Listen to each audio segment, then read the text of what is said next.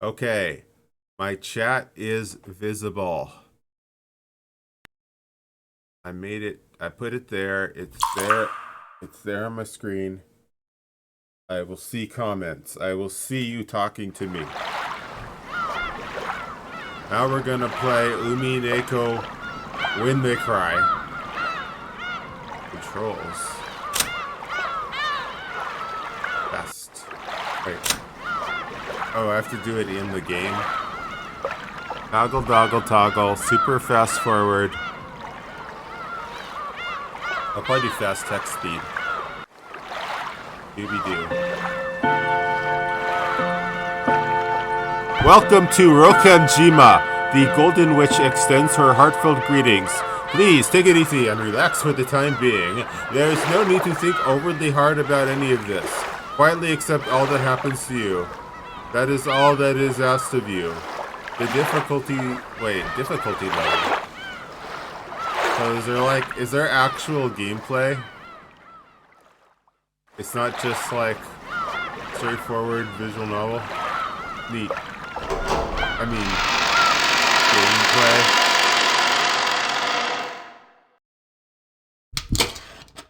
In the middle of the game, a right click with the mouse will open up the tips mode here. Besides the save and load functions, you can view careful program or okay.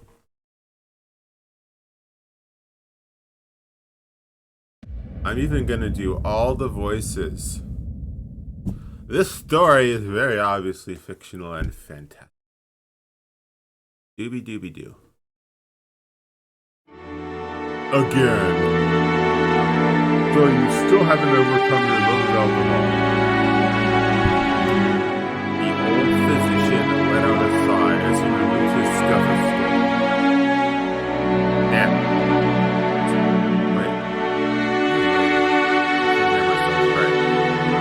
Elderly men could be seen in the dimly lit study, which was filled with dust and a sickly sweet stench.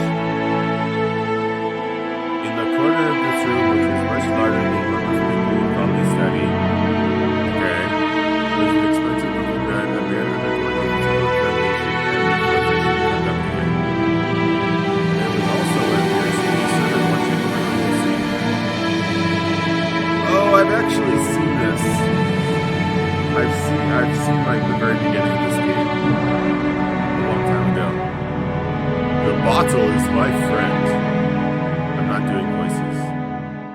I can't do voices, I just remember. It is no less of a friend than you, and they stood by my side even as a man bearing his chest to his hips rearranged his clothes, he spoke unapologetically. Kinzo-san. Is it? Fuck.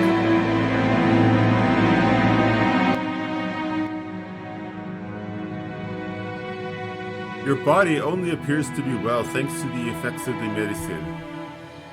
However, if you continue to drink such strong spirits, the treatment will become meaningless.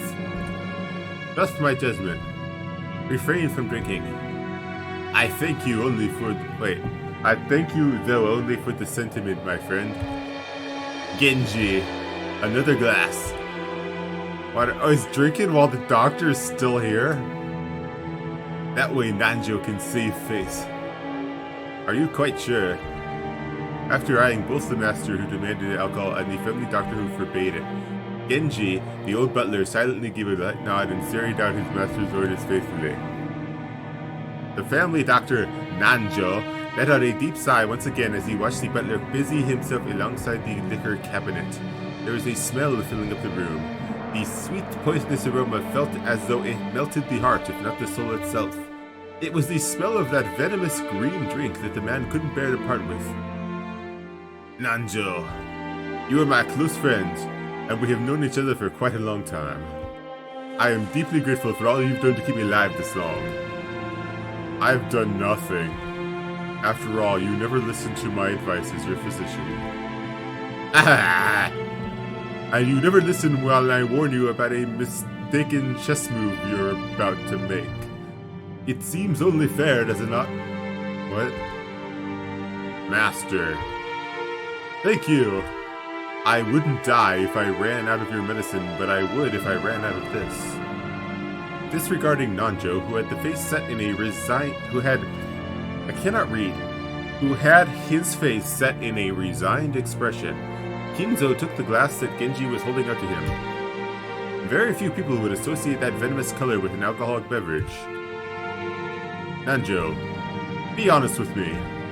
How much time do I have left? Well now, how short must I make it to convince you to set the bottle aside? Nanjo once again let out a sigh of resignation. Then he finally spoke to Kinzo as the latter swirled his glass.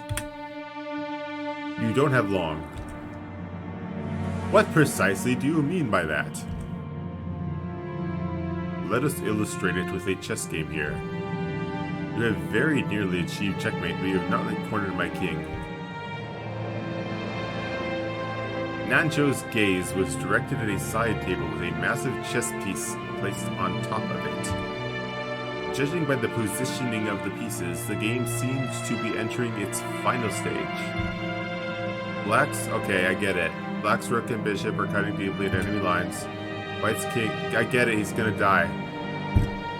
White's king had already been castled and cornered so that even an amateur could see that the match would reach its conclusion before too long. Every time Nanjo came to give a medical exam, I get it! I get the metaphor. Nanjo, yeah, no shit. These were less the words of a physician than they were of an old friend. Were you a normal patient? Were you a normal patient? I would recommend that you write a will at this point. And what is a will, Nanjo? Handwritten instructions to the vultures on how to devour and scatter my corpse? No, not at all. As the word suggests, it is a way for you to record your will for later generations. It is far more than just a means to divide up your inheritance. Huh! And apart from the division of the inheritance, what might I write of? You might write of your regrets, or matters you have left unfinished. Things you want to pass down to others, or merely matters you wish to communicate. Anything you want. Things I want to pass down to others, or matters I wish to communicate. Yeah. Ridiculous. I, Yoshiromiya Kanzo, have not one thing I wish to tell or leave behind. I was born with nothing.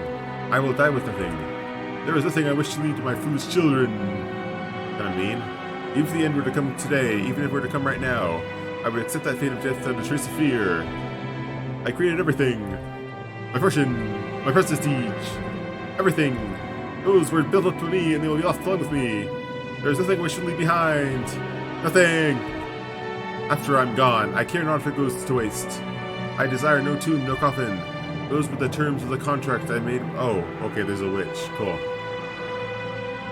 When I die, everything will be lost. It has been part of the promise since the beginning, and that's why nothing will be left behind.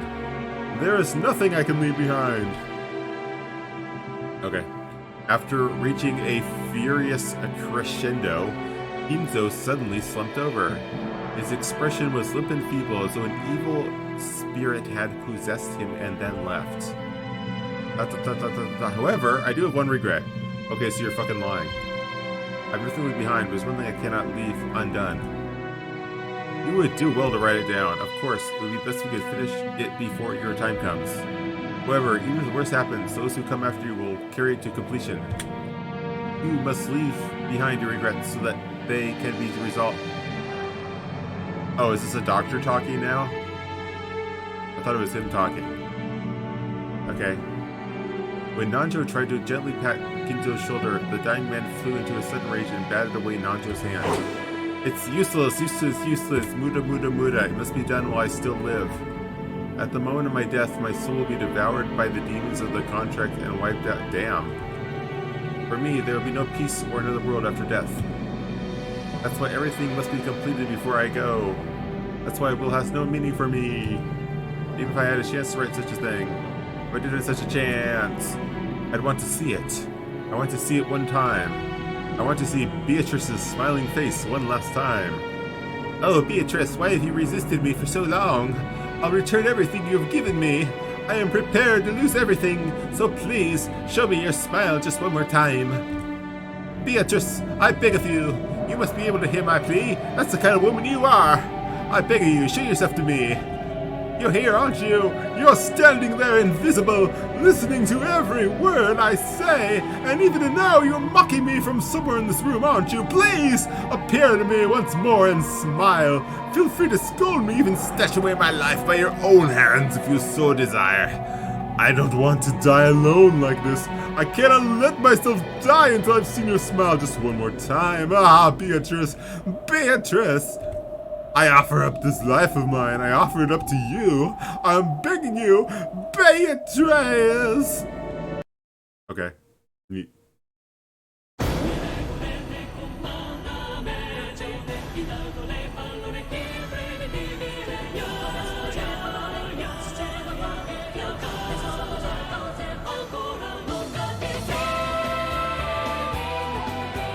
That's Beatrice.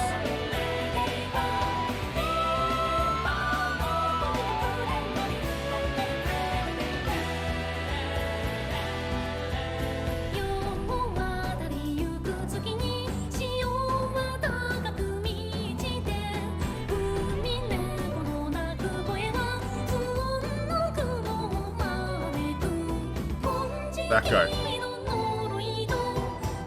don't know anyone else.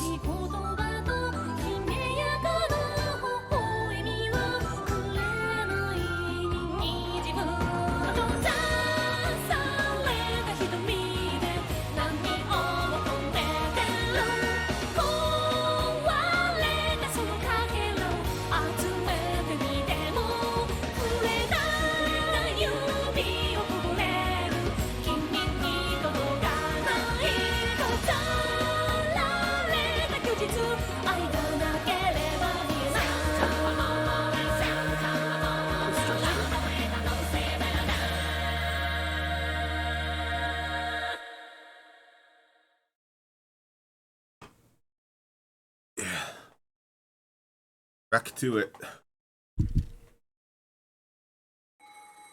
The first day, October 4th, 1986. Click. Click. Oh. Whoa. Things sure move with the okay. I should attempt different voices. So. Wow. Things sure move with the times. Wait, that's not very different. I was trying to do the Sonic-y voice. Whoa, things sure move with the times. I can't even believe we'll be able to make the trip in just 20 minutes. I couldn't help but scratch my head and marvel at how far things have come in recent years. We used to go by boat. Back then, we were all forced to endure nearly half a day of swaying back and forth over the sea before we reached Nijima. Things have gotten so much more convenient these days. Still, I've never been on a plane this small. I've flown in a huge jumbo jet before, but this'll be my first experience in such a tiny one. It's gonna shake, isn't it? They say smaller boats shake more than big ones, but I guess the same rule probably applies to planes. Ah, just spare me. Haha, don't worry, Battler-kun. It shakes much less than a boat did. That. I keep substituting words that aren't there. Articles and such. Yeah! Is that you, George Aniki? Don't scare me like that. You just shaved 3 years off my life. Anyway, what's shaking got to do with anything? You don't think... You don't think I'm scared of the plane shaking or maybe falling out of the sky or something, right? I'm not even gonna try different voices, fuck it. Oh, of course not, my mistake. I completely fucked up the emphasis there. Oh, of course not. My mistake. I see you've changed a lot since I last saw you. I see you've changed a lot since we last saw you. After all, it's been 6 years since then. You're not a kid anymore. Ha ha ha ha ha ha ha. Sheesh, and here you are, old enough to smoke and drink. I've got no interest in smoking, but I've always wanted to try some booze. Hey. Well, if you got your dad's genes, I bet you can hold your own when it comes to drinking, right? Well, usually I drink for business rather than pleasure. It's pretty hard to do business in Japan without it. Eee, that's exactly right. That's why I never miss a chance to get in some practice. That's no good, Battler-kun. You're still a minor. Don't you know alcohol can stunt the growth of... Never mind. Come on, I'm tall enough already. In fact, it'd be easier to find clothes if I shrunk a little. I puffed my chest out proudly. Until I hit my growth spurt, my height was below average in my class. But then I grew, and before I knew it, I've passed 180 centimeters, 5 foot 11 inches. You're still a manlet. Sorry. I guess I have all that muscle training and those shady mail order performance enhancing drugs to think. Jeez. Before then, I never dreamed that I'd shoot 10 centimeters above George Aniki, who would reach his peak height okay. Damn, I'll bet my relatives all say, "Look how big you've grown, Butler-chan," or something. It's all so embarrassing. I wish they'd just give me a break. Anyway, my name, Battler. Well, it's pretty damn, yeah. But this is all anime, so you don't dwell on it. You just accept it. I've gotta wonder what my parents were thinking when they named me that. I've never met anyone who could read it right the first time. I usually get called Sento-kun. Sorry, but that's not even close. My name, okay. My name is written Dabadibadoo. Can you read it? No. The first part is my family... Okay, I know that. The first part is my family name, Ushiromiya. That's a fairly plausible Japanese pronunciation so far. Whereas my given name, Babadoobadoo, is made up of the characters for fight and person, and it's pronounced Battler. Brought it all together, and pretty crazy, right? It's crazy enough that my parents decided to call me that. But it's even more crazy that some government worker let them make it official. Ruth... Bit extreme. Just like in a Fed post. Anyway, this is one of my first cousins. This is one of my cousins.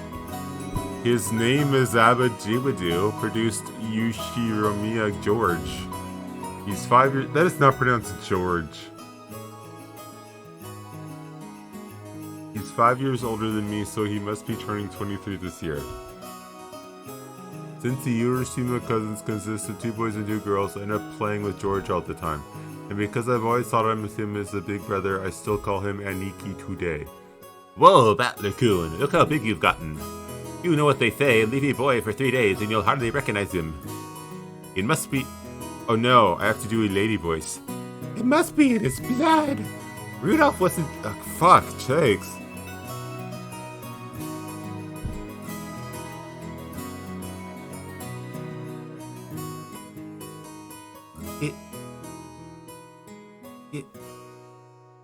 It must be in his blood. Rudolph wasn't that tall either until his high school years. Perhaps people end up taller if their growth spurt comes late. Nah, it's nothing special. A real man needs to be tough on the inside too. Exactly. Battler-kun, I come up with voices and I immediately forget the voices. Battler-kun here knows how it works. Real men win or lose based on what they've got on the inside. Can't even forget to give up your training and discipline. You gotta do way very alertly for the perfect... What are we talking about? Now, I never even imagined that I'd become the company president I am, master of my own domain. You have to think I've come this far. I was starting out penisless and ruined. This stout, plump, old guy is George Aniki's dad, Uncle Hideyoshi. He's the husband of Dad's older sister. In other words, we're not blood related. He's nice to children, sociable all the time, and even quick to give us some spending money to us kids. Simply put, he's an awesome uncle. He speaks in an odd and very noticeable Kansai dialect, but he's actually a natural-born Kanto man. All this means nothing to me. Apparently, impressions are everything in the business world, so speaking in a different style than other people is an act that makes him stick out more. However, I hear he gets embarrassed when talking with an earshot of a rare Kanto person, so he switches back to standard Japanese. I don't really get it, me neither. If only you weren't so quick to brag about your life story. That's enough for now, I think. I'm sure Badler's getting tired of it. Aren't you? Nope, not at all. Hehehe. Nothing wrong with that. I think it's pretty cool for a man to have some stories he can brag about. I don't have anything like that at all. Oh, really? I'd imagine that a man with your looks would leave girls crying left and right. I can't believe you have nothing at all to brag about. What? You're joking, right? Of course nothing weird like that ever happened to me. Heck, I wish it would. Come on, you are fooling anyone. You must tell your aunt all about it later. After all, nothing of the sort ever happens to Damn! Throw him under the bus. This is George Aniki's mother, Aunt Ava. She's my dad's older sister. She and Uncle Hideyoshi are a pair of jokers, and they've always teased me as far back as I can remember.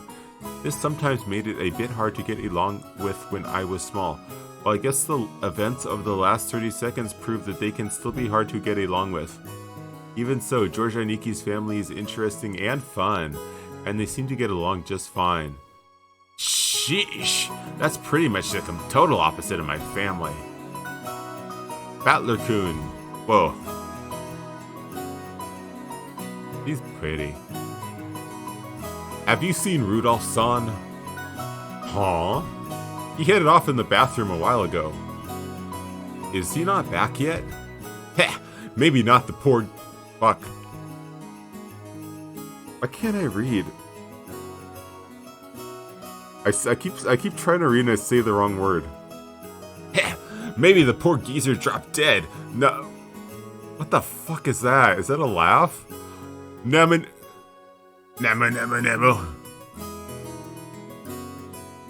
That's the way to talk about your own father. Still, this isn't the first time he's taken so long in the bathroom. Yeah, the guy's always been that way. Does he really have to take a magazine with him every time he needs to take a dump? And what on earth's he doing in there with those particular magazines? Ehehe. Oh, you don't need to worry about that at all. Since we've been together, I haven't let him do that on his own. Ew. Ooh, I'll have to get the... Why would you want to hear this? Why would you want to have this information? You know exactly what would happen with that man if I didn't keep a tight grip, don't you? No kidding. You're the only one capable of reining in that old bastard. As his son, I'm more interested than happy to let you take over. This is a weird thing to say to your... This is... I don't know. Is this supposed to be... So this is his stepmom? This woman is my father's wife. Her name is Yoshirumiya Kairi. As you can probably tell from our conversation, she's not my real mother. She's basically my... Well, she's literally your stepmother, not basically. My real mom died 6 years ago, and Kairi-san is the woman Dad married afterwards. It's understandable for someone my age. I can never bring myself to call his new wife Mom. It actually feels like using the word son on this massive kid who's no relation to her at all. We aren't little kids, we know there's nothing to be gained by fighting. We decided that we wouldn't force ourselves to pretend we were family. We decided to act a bit more frank with her, acting as though she's a friendly neighbor instead. It's much easier if we keep a little distance instead of forcing ourselves to act all close and make each other uncomfortable. Kairi-san has been very open about all this, and thanks to that we've been able to get along pretty well. And just when we were badmouthing Dad about being in the bathroom, the man himself came back wiping his hands with a handkerchief. Battler? Hey, what's up, Dad? Ow, ow, ow, ow, ow, ow! Don't pinch my ear! Yeah! So, you've been talking trash about me with Mom again, haven't you? What makes it so hard to show a little respect for your father? Ow, ow, ow, ow, ow, ow, ow, ow. Damn it, that hurts. You can stretch my ear all you want, but I'm not going to be able to... What? Oh. That hurts. Come on now. Up, up, down, down. Oh. He's doing the reference. I'll say, Father, please forgive me for being so rude.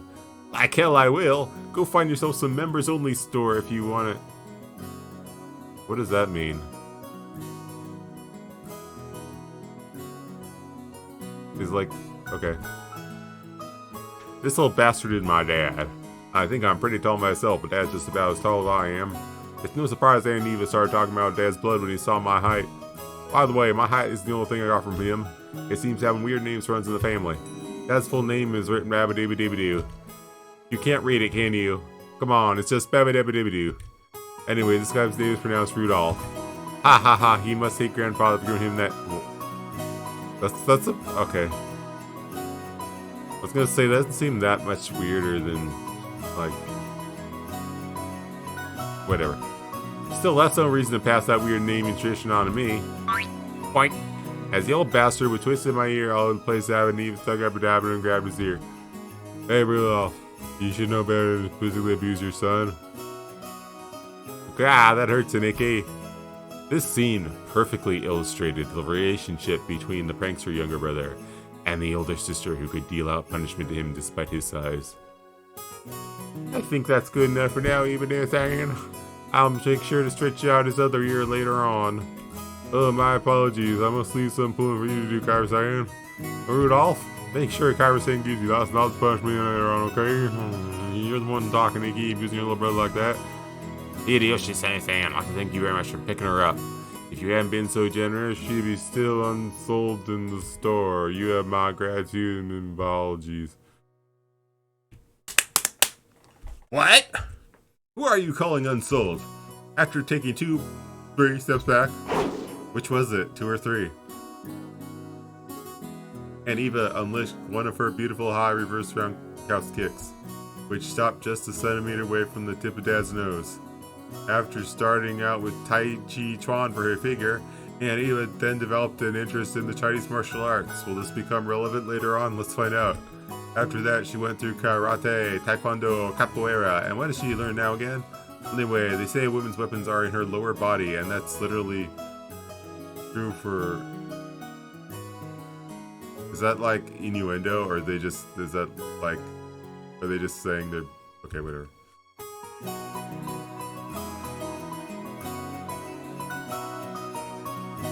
I was just saying that sounded like a vagina joke.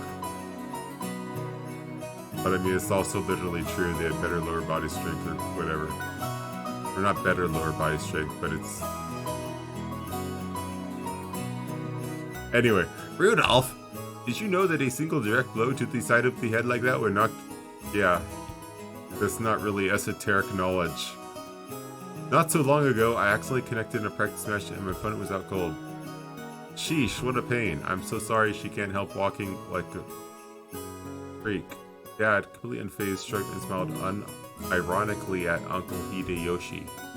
Wahaha! Never had a brother or sister myself, so when I see you two bickering with each other, it makes me feel all warm and fuzzy inside. It sure is nice to have a big family. Oh, then why not consider making a little brother for George-kun? He's already a fine adult who's about to get off on his own, so it might be a good time to have another child. Hey, have a little sympathy for the new kid and all the pain and suffering he'd have to live through. I'm surprised even George-kun turned out as well as he did after being born from this sinister sister of mine. And what an awesome kid he is. Please share some of that with our blockhead of a son someday, will you? That's not at all how it happened. It's thanks to Ava Ne-san's proper rearing that George-kun became the kind, gentle kid he is now. Isn't that right, Ne-san? Oh, come on. Hey, you think so? Our George still has a long way to go. Yeah, by the way, how's your little Anje-chan doing? I heard she was vomiting. Oh, that's right. And I was hoping to finally see her face after such a long time. Is she okay? She often catches a cold when the seasons change. She's very frail. I did want to bring her along, but we decided to have my family look after her this time. I think that's a wise move. She'll heal a lot better if she stays away from that venomous head family household. A child's health is always more important than an adult's convenience, don't you think? I know of some great medicine for vomit and colds like that. When we get home, I'll send some to you right away, so please let her try some. Thank you very much, Hideyoshi Nissan. I'm always in your debt. And once the conversation suddenly veered off in that direction, we kids didn't have any chance of butting in. For now, I'm just happy Aunt Ava gave Dad his desserts for tugging on my ear. Are we still waiting for the weather report? George and Nikki pointed at the counter. The checking weather sign was still next to the departure times for the flight we were scheduled to board. According to Nikki, smaller planes are more subject to winds and other effects of the weather, and it's not at all uncommon for flights to be delayed because of that. Wait a sec, we are totally sure it's not going to shake, right? From down here on the ground, it looks cloudy, not windy. Well, I guess it's different up where the planes fly. The weather is a bit uncertain today. Aunt Ava looked at the TV in the lounge. The weather forecast was being broadcasted, informing us that a typhoon was approaching the concha reading. Hold on.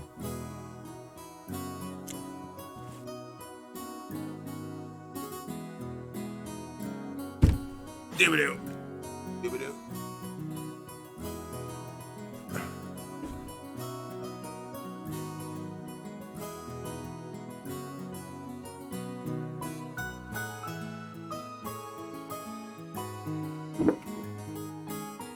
A typhoon again? Guess there's no helping it with the annual family conference being held in October. Couldn't he have chosen a better season? I agree. I always hoped you could have it sometime around the Obon Festival in mid-August. In that case, why don't you suggest to Father and Nissan during the conference? Very funny. I gotta pay attention and start caring about the story. Anyway, why don't you do it yourself? My brother would never listen to anything I suggested. No way. It doesn't really bother me that much to have it in October. I was just saying you might want to propose it since you said you hate typhoons so much. I only said that typhoons only come around this time of year.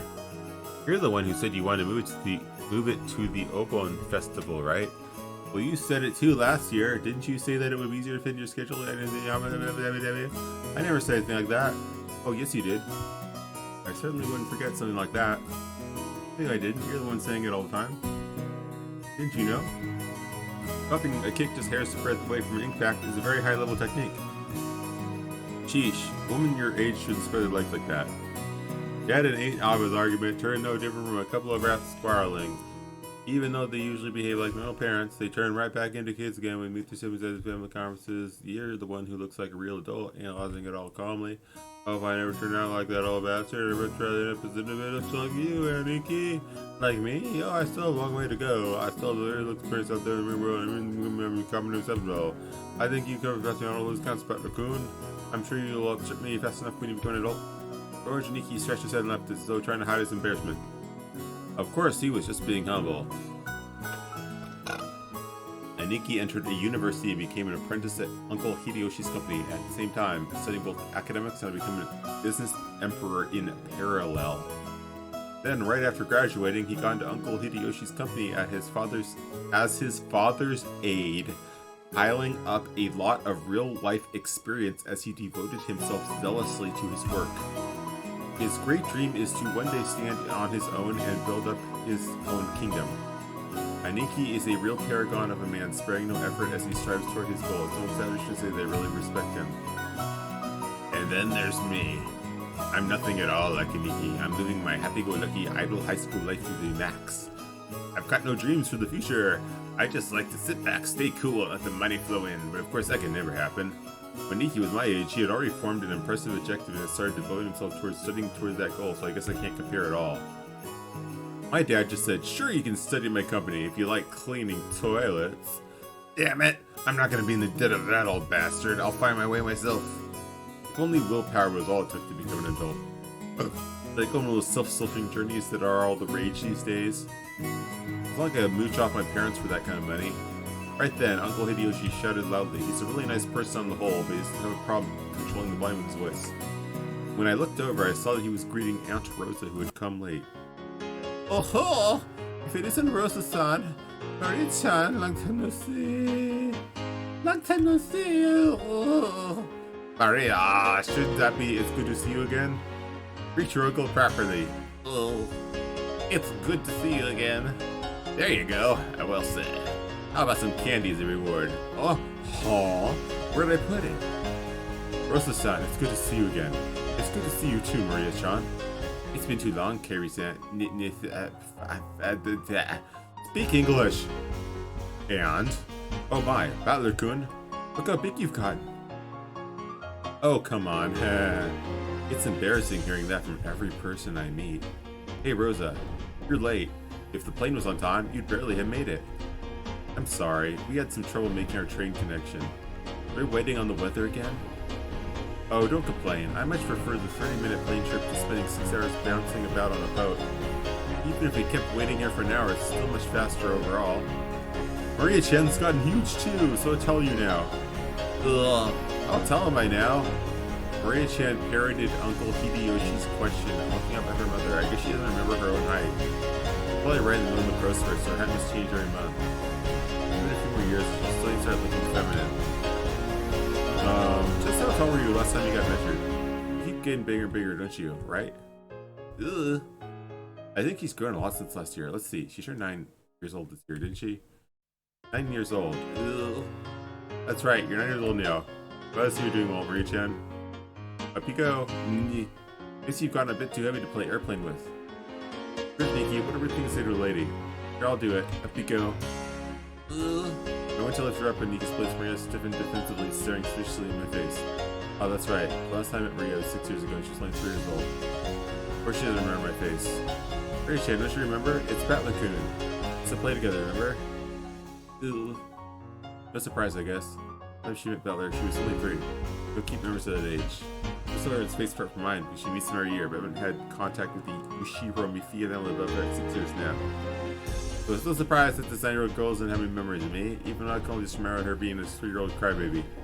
Maria, this is Butler Oni-chan. Ryofni-san, son, understand? The brother is the son. Aww. That sound was probably her brain going to overload at the complicated explanation. I guess the phrasing of that was a bit confusing. Ni or Oni, the child used to her actual equivalent to from the honorific for a boy. It was only a bit older than you. It's just like Nay or okay, I don't care. Ria-chan, this is Butler-kun. He's her cousin, like me. Like Georgie Ni-chan. Butler? Cousin? Ugh. That's right, you got it. This part of Nikki is what makes me really look up to him. Someone who isn't married, he's just great at dealing with kids. I'm sure he'll be an indulgent father in the future. Butler Oni-chan? Maria looked straight at me with a questioning expression, as though asking whether it was okay to call me that. Yep, that's me, Butler. Nice to meet you, Maria. Ugh, Butler. Maria, you mustn't talk to him like that. Call him Butler Oni-chan. That's alright, Aunt Rosa. I don't sweat the small stuff. Hey, Maria. We're close enough that we don't need honorifics, right? Butler. Ugh. That's right, Maria. Ugh. We horsed around for a while to make up for the 6-year gap in a friendship. She probably still thinks of me as nothing more than a big new friend. But things will probably work out as we get to know each other again. But I'm surprised. She's just the way I remembered her being 6 years ago. Seems that people don't change that much after all. I'm a bit happy she's sure the pure, innocent girl I remember. Her name is written Labada. Of course it's pronounced Maria. Her feelings don't usually show up on her face, so it can be difficult to know just what she's thinking, but that's how she looks on the outside. On the inside, sweet normal girl, then Maria's mother, Aunt Rosa. She's my dad's younger sister. Rosa is written. Here's a name that's totally not Japanese. Sorry to say it, but her name's almost ridiculous as Dad's. I've got to respect her for not ending up as screwed up as he is. When I think about it, all the names in the family sound foreign. Which is why Grandpa is so obsessed with that. Because even for him, even we grandchildren have to put up with this weird naming sense. It's even more annoying since Grandfather's own name is perfectly normal. Anyways, one thing I forgot about Aunt Rosa is the relief compared to the other family members. The real old bastard would have this annoying urge to tease and mock people all the time. Even though she shares her blood, Aunt Rosa didn't like that at all. She has the most common sense among all the siblings. Like Uncle Hideyoshi, she's a kind aunt who always been on the front side, or possibly because she's more strict as a parent, she's not liberal with handing out spending money like Uncle Hideyoshi.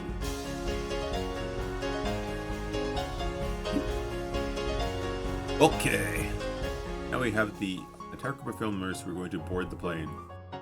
At that moment, as though it had waited for us to arrive, an announcement rang out through the lobby. Our apologies for the delay. Boarding will now commence for flight 201 to Nijima. We ask that the passengers please form 2 lines in front of the counter behind the white line. Rosa, you still haven't gone through boarding procedures, right? Hurry up. Oh no! Maria, come on! Ugh. We had to go through a metal detector before going on the runway. Our small plane was as massive as the international flight, but it's still a plane. A staff member holding a metal detector checked us all. Once all of us cleared the check, we followed the staff member out onto the runway. Come to think of it, everyone here is Yushiro Miya family. It's like this is a reserved charter flight or something. Our group stopped in front of the entrance to the airplane. Then our guide turned around and spoke, looking down at the passenger list as he did. Boarding will now commence. As I call out the names on the passenger list, please take your seats in order, starting from the front row on the right side, going right to left, then on to the next row. I will now begin reading the passenger list. Hiroshima Hideyoshi-sama. Oh, I'm first. Right here. By the way, do you have some candy, Ava? I've been looking all over some, but I can't find any. Hiroshima Ava-sama. Where's my handbag? A good one once we're inside the plane. I've heard that candies are a good way to protect your ears from hurting because of variations in atmospheric pressure when landing or taking off. That's probably what they're talking about. Hope I get a window seat. Haha, don't worry. There aren't any other kinds of seats. As Soroshinki said, there are apparently only 2 lines of seats, so this is what a small plane is like. We are totally sure it's not gonna shake, right? Hiroshima George-sama, right here. Don't worry about Laccoon. It won't shake too much. Hiroshima Battler-sama. Wait. He said that he had a weird name that gets mispronounced. So how did the announcer or whatever know how to say it correctly? Anyway. Aniki, what do you mean not too much? You can just swim if you go from a boat, but if a plane crashes, you're screwed, right? We all get our own parachutes in our seats, don't we? No, wait, we don't. Hiroshima Rudolph-sama. Come on, Butler, stop landing there slack-jawed and get in. Ow, Dad, don't push me. We don't get parachutes. Hiroshima Kairi-sama. Okay, you two, stop fooling around. Let's move on in. Ow, Kairi, don't push me. This blockhead isn't moving. Hiroshima Maria-sama. Let's move on in. Hiroshima Rosa-sama. Maria, be quiet. I say for like, if she's supposed to be 9 years old, Maria's like speech is like very underdeveloped. So they kind of make her talk like an infant still. This is your pilot, Kawabata. We'd like to thank you for taking New Tokyo Aviation's Flight 201 today. We estimate that the flight to Nijima Airport will take about 20 minutes. We received reports of atmospheric turbulence and be some shaking in the airplane. So we ask that you do not unfasten your seats belts after takeoff. Aniki, did that guy say we need to wear seat belts? In a jumbo jet, you undo them after takeoff, right? So it's going to shake so much we can't take them off? Damn it, you tricked me. It is going to shake after all. Where are the parachutes? I knew I should have taken the boat.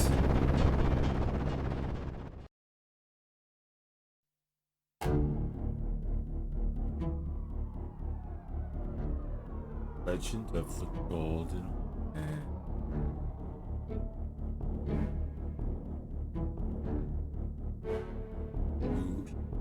The Battler.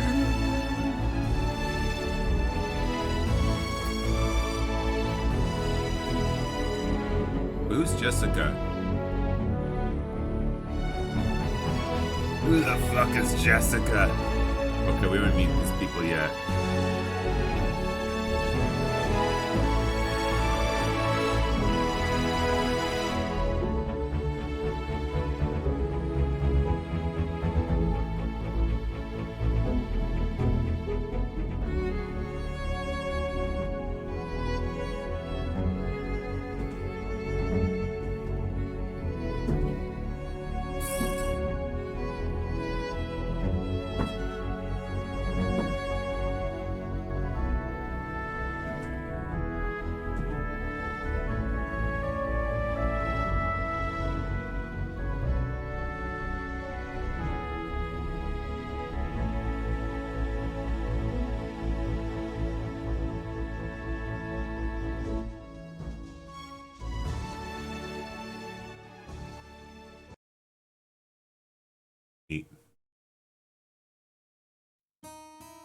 Should have taken the boat. The boat. Bow! Bow! Ugh. Is this... I'm just saying, this kid is like... Autismo? Maria, that's enough. But what a surprise. I thought there was nothing that could scare Battler-kun. This guy can't handle vehicles for some reason. Anyway, he always yells about falling and thinking stuff. You're a disgrace of a man, you are. Ah, shut up. That thing was seriously shaking way too much. I just got a little stressed since it was the first time I saw a plane like that. You call that a little stressed? Yeah, sounds like it'd be fun to take an overseas vacation with you, Batlacoon. Would you like to go to Egypt with your aunt? You get to ride a plane for a full 14 hours. Ah, there's a good plan. Batlacoon, you should let Ava-san me stab do that. So it's so hilarious. Now. Everyone's got their own strong and weak points. It's bad to laugh at them. Wahaha. Dad, you're laughing too. Hey, Maria-chan, you shouldn't laugh anymore. Shouldn't laugh anymore? Yeah, damn it. Is being scared of planes really such a big deal? Everyone always thinks I'm a big oaf now. R. We split up and took separate taxis from the airport to the harbor. From there on, we were taking a boat to the island. The islands right next to each other, so the distance of the trip wasn't that great. By road, it was usually 30 minutes to the island. You know what else isn't that great? This game! Nah, it's alright. I haven't got to the actual, like... Oh wait, they said I could do a right-click thing, right? Yeah! Oh wait, I can do the original images!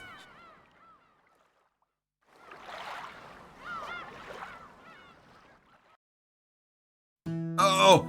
I should have been doing this! Okay, I'm switching to this. Yeah! This is so I love this style. Oh, it tilted. It tilted. Is that really Jessica?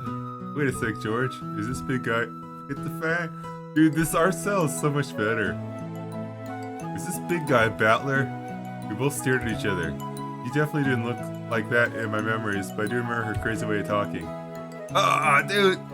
Dude, I don't know what is this art style. It's just like, this is so good. Everyone's like blobby. But it's like, I love it. Yo, Jessica, what's this now? You're kidding me. You look like a woman now. What are these, boobs? Even mentioned your chest. He let me, okay. Don't screw around with me. I'm a blushing flower of 18. Of course my hair grew longer and I got these. Well, you think I got boobs just to get fondled by you, loser? And speaking of you, sure you got all ridiculous hues, but you did get a bit stronger too. Don't screw with me. I'll show you how much training I've done since back then. You're pissing me off. I'll beat you at your own game. This headstrong girl's name is Trompa-de-Bamba-de-Ba. He was born under the same unlucky star as me, sharing the same kind of weird name. Anyway, Tabby is pronounced Jessica. His dad's older brother's daughter. His dad's older, okay. That older brother happens to be the young, okay. He's the direct family heir. This is relevant. He's got the thing. That's like the family mark or whatever. Anyway. Since Jessica and I are the same age and sometimes had little boy squirrels probably together, we girls then used to fight and joke around together whenever the relatives gather. Jessica grew more quickly, so she always had me beat in terms of size and physical strength. When we scuffled in a contest of strength, we usually went Jessica's way. Even though I realized I'd grown bigger, part of my mind was still convinced that I couldn't beat Jessica. Whoa! What the? What are you getting all serious for? Ow, wow, wow. Hey, this is nothing. Are we like arm wrestling? I wasn't paying attention. Hey, this is nothing. Jessica, you've gotten weak. Shut up. I'm a girl, so of course I couldn't beat a guy with physical strength forever, right? That's right. That's biology. Well, you got a point there. The meat I put on my arms all went to your chest. It looks like I'd be pretty even strength with strength between my arms and your boobs, don't you think? I told you my boobs aren't for you to feel up. Besides, how about you? Did your cute little elephant son get a little bigger to go with the rest of you? Stop it, idiot. No, you perv. I'll be ruined for marriage. Don't touch my cock. Don't say stuff people are gonna misinterpret. Honestly, I was so surprised at how feminine Jessica had become that I had to joke around like an idiot to hide it. While considering what a bossy brat she was at 6 years old, anyone would be surprised. I guess she's just as surprised. I was expecting to lose to me in a test of strength. After losing that easily, you must be shocked at how much I've grown in the past 6 years. 6 years. Once again, I'm being shown just what a huge gap of time that was. Wait. Crap, total defeat. It's like I'm no match for you anymore. It said 6 years, but then she said 6-year-old. Whatever. That's not true. Even Battler-kun must have his weaknesses, right, Maria-chan? Ugh. Okay. I like that okay, that's better. I like that model way better. Ooh, foul. Shh, cut out, Maria. You'll keep that a secret, okay? Fall. What are you talking about? Heh. Sorry, but there's no chance you'll see that weakness of mine now. After all, the nightmare plane trip is already over and done with. The only thing left is the nice, quiet splashing of the boat ride. I never thought I'd start loving that piece of junk boat this much. Hee hee hee. Oh. Look at that mouth.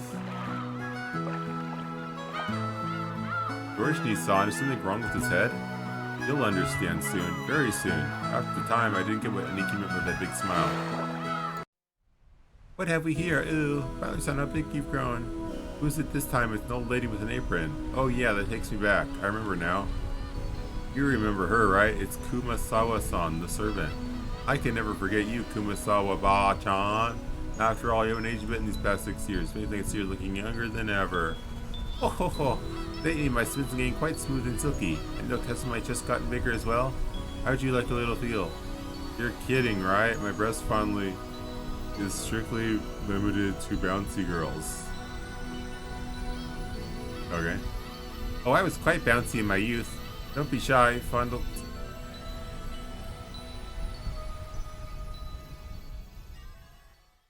Okay. Okay, Japan. The jokes I cracked about Jessica are being turned against me. Come to think of it, Kumasawa has always been the type to tease people. Kumasawa-san, stop that now. People with one foot in the coffin shouldn't jump around. To sport with the young is the most rejuvenating medicine. Oh ho ho! It's rare for you to come pick us up, Kumasawa-san. I wonder what's gotten into you. Usually your lumbago. I don't actually know what that is. Your lumbago kicks in whenever someone gives you a job to do. Yay! Oh ho ho! Eva-sama, you're as harsh as ever. I found myself with some urgent purchases to make, and while I was at it, I thought I would come welcome you all. Although it does give a bad impression if the one wanting to greet you is a decrepit old woman. Oh ho ho! Aunt Ova spoke sarcastically, but Kumasawa-bancha used his expression to sneeze at. He was more capable of smoothly and coolly deflecting that comment. Well, it feels bad to say it, but Kumasawa-ba-chan may be past her prime as a servant. She might act as though she's in good health, but between the headaches and her lumbago, her body is wearing out. To be told the truth, the very fact that she's still working is impressive. How old is she this year again? She must be pushing 80 at least. It's incredible she's still able to act so cheerily. You just seem to get more and more lively. Oh, that's right, here you are. It's the tea I told you about before. Look, I bought you some. Please do try it later on. Aunt Rosa took a souvenir bag out from her suitcase. To think that she remembered a promise that she'd apparently made last year and faithfully bought it. This sort of thoughtfulness was just like Aunt Rosa. She wasn't the kind of person who would forget or break a promise. Kumasawa-ba-chan seemed deeply touched. Not only that... Sorry. That was gross. I was itching my nose, but it was the inside of my nose that was itchy. Kumasawa-ba-chan seemed deeply touched, not only that Aunt Rosa had remembered this year-old promise, but that she would bring a gift to a simple servant like her. This woman is Kumasawa Chiyo-san. She's a senior servant who's been working at the Ushiromiya head family household for many years. As you'd expect from someone her age, manual labor isn't her strong point, but she's still a kind of super servant who can handle just about anything else, from kitchen work to cleaning and laundry. It seems like her only flaw is a tendency to slack off. I hear she tries to get away from heavy or troublesome work by playing up her... I mean, those are good reasons to not do heavy or troublesome work. In Kumasawa-ba-chan's case, This was probably a sign of craftiness rather than laziness, though it probably doesn't impress those paying her salary. Well, even if she's pretty flaky when it comes to work, I can never dislike her. I guess it's probably because of her cheerfulness and her constant smile. Hey, glad to see you're still in fine spirits. How's your back doing then? Even with medicine, it's not getting one whit better. According to the doctor, nothing can be done for this one. It's what might you call an incurable disease. Funny. Anyway, Jessica-chan just keeps getting prettier. Good thing she takes after Natsuhina-san. Really? Personally, I don't think we look alike at all. I really want to be like my parents, because I got zero respect for them. And you shouldn't say such things. Even though there are quite a few people who don't want to be like their parents and their family. Ah, that's me. You sure as hell better not take after me. Your nose looking like mine already pisses me off. What are you talking about? You're surprisingly alike, you and father. Come on, you can't be serious. Just how am I like Dad? You're a lot like him, especially in how arrogant and prideful you are. Father's blood is especially strong in you and Nissan, wouldn't you say, Rosa? Oh, absolutely. Kraus Nissan and Rudolph Nissan are almost unbelievably like Dad. Alright. Why am I the only one under fire from the girls? Hideyoshi Nissan, give me a hand, please. My, Rudolph-kun, you're always so popular with the ladies. I'm jealous. Wahaha! Ho. As usual, you're popular enough to make me jealous. Well then, everyone, shall we head over to the boat? Come on now, Sam, let's get on the boat together, okay? Get on the boat together? Everyone get it on together. Hell yeah, this time I'm not gonna be scared. I'm used to being shaken by the waves. With that piece of junk fishing boat, I'm less afraid of the shit getting in the ocean break down in the boat now. Oh yes, Battler-kun, I forgot to tell you. That fishing boat was completely worn out, but it was taking out a commission a few years back. Now we're taken to the island in a different boat. Oh right, it's Battler's first time in the new boat. It's super comfy and frickin' fast. It can go at crazy high speeds. Oh, that means less travel time, right? That sounds great. Having to worry about sinking is less scary than being on a plane. But it'd still be awesome to get it over with as quick as possible. Ugh, is Battler gonna go fall again? That's only on airplanes. Everyone's fine now. Anyway, it's the captain's pride and joy, a kind of modded high-speed boat. Seems he's got it pretty souped up. He was bragging about how he attached 4 base high-efficiency propellers to make it break 40 knots, something like that. He talks about it all the time, so I've got it memorized on the spiel. Yeah, I've got to memorize too, so we hear about it every year. The captain says he's been obsessed with modding ever since he lost his beak on. This was a foreign boat ages ago. According to him, that boat was bigger than an fish boat. Yeah, it's very I'm sure you just moved about it. And it's surprised me if it's obvious to be measuring in some years. I don't think any moment. But for some reason I got this feeling it was foreboding. Probably just overthinking it.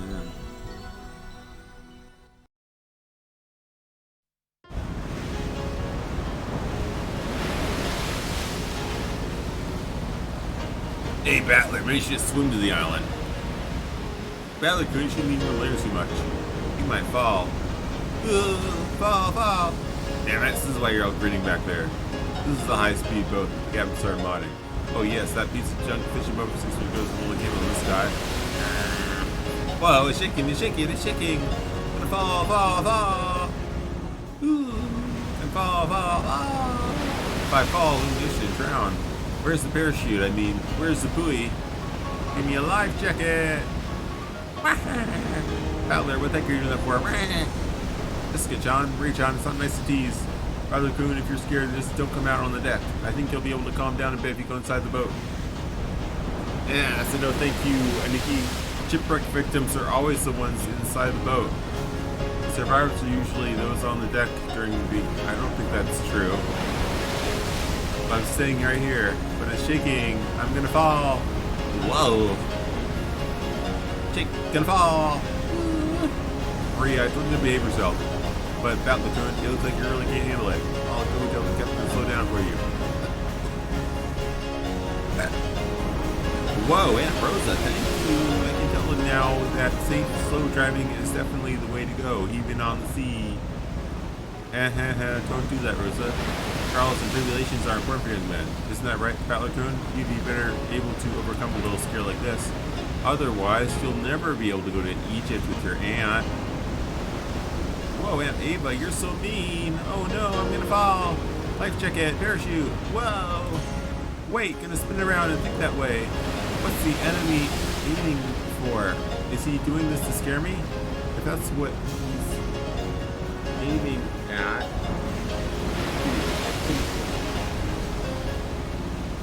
Too bad, like hell I'll be scared. But no, I'm gonna fall.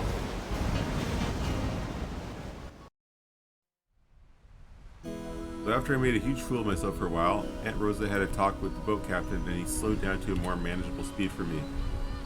That's a bit better. Thought I was gonna die earlier. Apparently the max speed I can tolerate is extremely slow. But that just now was completely insane. The whole boat was shaking. Gliding and leaping on the sloped surface, I felt like I was riding on the back of a flying fish. Jessica was still defying me as I leaned back against the railing, tired and disheartened. I lost on strength counts earlier, but I'm glad to know I'm no worse off where it really counts. Seriously, Damn it, go ahead and laugh. One of these days I'm gonna find your weakness and get back at you, and then your boobs. Yeah, sure, go ahead, good luck with that. Wah. Ugh. Battler, all weak.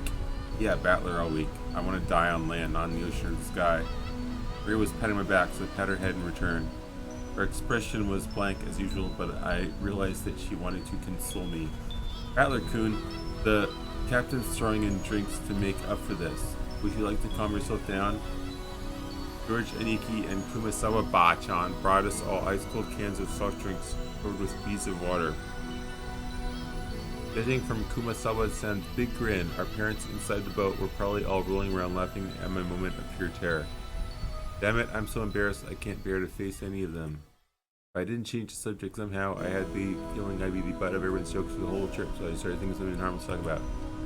Hey Jessica, how are Uncle Kraus and Aunt Natsu doing? My old man and mom, unfortunately they're fine. Though every other word of their mouths was steady, which was enough. I'm so jealous since it looked like Uncle Hideyoshi or Uncle Rudolph would say stuff like that. I don't know. Before I had my exams, my parents kept pressing me about it over and over. I thought I was annoying then. Now I'm grateful. I knew it. You really are awesome, Aniki. Now I have to look after myself. No one tells me what to do. Well, it's not like I'd listen if they did. Battler's son, if you don't return your parents home? Well, I kind of go back now and then. I've got lots of clothes and stuff left at the house I was living in until recently. Ooh? Battler has 2 houses? Something like that. Why? Why do you have 2 houses? Only Maria, who couldn't really grasp the situation, voiced this naive question. However, the others just shot nervous glances at me, choosing not to respond even though they knew the answer. Maria, look, you can see the harbor now. Look, over there. Can you see it? Ooh, saw the harbor, saw the harbor! Apparently, Jessica was trying to be nice by changing the subject. Ah well. Better not talk about it if I can help it, but it's fortunate to have a tree that's some kind of weird taboo. I don't mind it that much anymore. I may be a member of the Urushima family, but the truth is, for the last 6 years, I'm living with my grandparents on my late mother's side. I've even been using her family name. Those grandparents passed away one after the other. Basically, I had no choice but to go and live with the old bastard. Don't get me wrong, I didn't just run away from home or anything like that. The only one to fall here is my dad. I don't really blame Kari-san. Being able to hold the old bastard's reins and ride him out is no mean feat. Pull away. That old bastard betrayed my mom. Unfortunately, I still haven't got fully over that. Ahem. Wait, did I just accidentally skip ahead? Please give my indiscretion. This little woman has wasted too much for your feelings. After that, I had to sip my drink and head over to the Maria and Jessica, who were gazing at the silhouette of the island. Wait.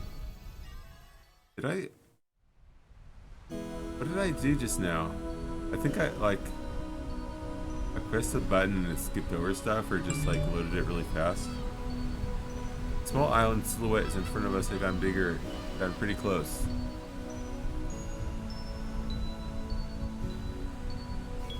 Island's name is Rokenjima. It's a small island about 10 kilometers around. Okay, it calls arbitrarily the Izu 7. Lots of people think there are only 7 islands, but that's not true. There's actually several more, and Rokenjima is one of the minor islands that don't get counted. I wonder if this is a real place. No, probably not. If that were the case, I doubt you'd find many people who knew about this island. The people connected to the Ushiromiya family ever go there. In other words, outsiders and tourists never have any reason to care about it. But you'll never find this island's name in a travel brochure. After all of Rokkenjima is an estate possessed by the Ushiromiya head family. Only the Ushiromiya family lives here, and only people connected to the Ushiromiya family come and go in there and nothing except the harbor and a mansion. The vast majority of the island still is uncultivated forest. Such a waste when it could be made into a nice golf course or something. However, when you realize that the entire coastline is a private beach, it sounds kind of pretty magnificent. You've probably guessed by now, to put it simply, well, the Urushian family is just rolling in dough. The head family apparently possesses a vast fortune, and Dad and the others who make up the branch families have built a pretty wealth for themselves, finding success in their respective businesses. I've been living a commoner's life with grandparents, less because I've forgotten, but the old bastard's home is really elegant, and everything about it is turned up to match the snobbish taste of the annoyingly rich. Come to think of it, I guess that makes George, Aniki, Jessica, Maria, and me wealthy, high-class gentlemen and ladies. Needless to say, none of us think of ourselves that way at all. I don't see myself as being rich, and George, Aniki, you take self-discipline very seriously. I gotta pay attention to the story. Jessica is always complaining that she'd rather move to the city and be rich, and Maria is still a kid who isn't even interested in money at all. Does that attitude really make us any less snobbish? From the perspective of people in poverty who can't pay the bills, we really have been blessed with a lot. This isn't the place to explain further, so I won't. Okay. Anyway, it seems like this is the place to explain further, since you're having like a monologue. Anyway, it's the same as not being able to choose the parents you're born from. I didn't ask to be born into a rich family. I was actually something to be envied. You can be pretty trying. People are very just excuse to be rich and abuse it. Judge you by your merits. Yeah, that's so sad. That's so sad when that happens. As I pondered these sentimental thoughts, Maria started chatting and leaned over the railing.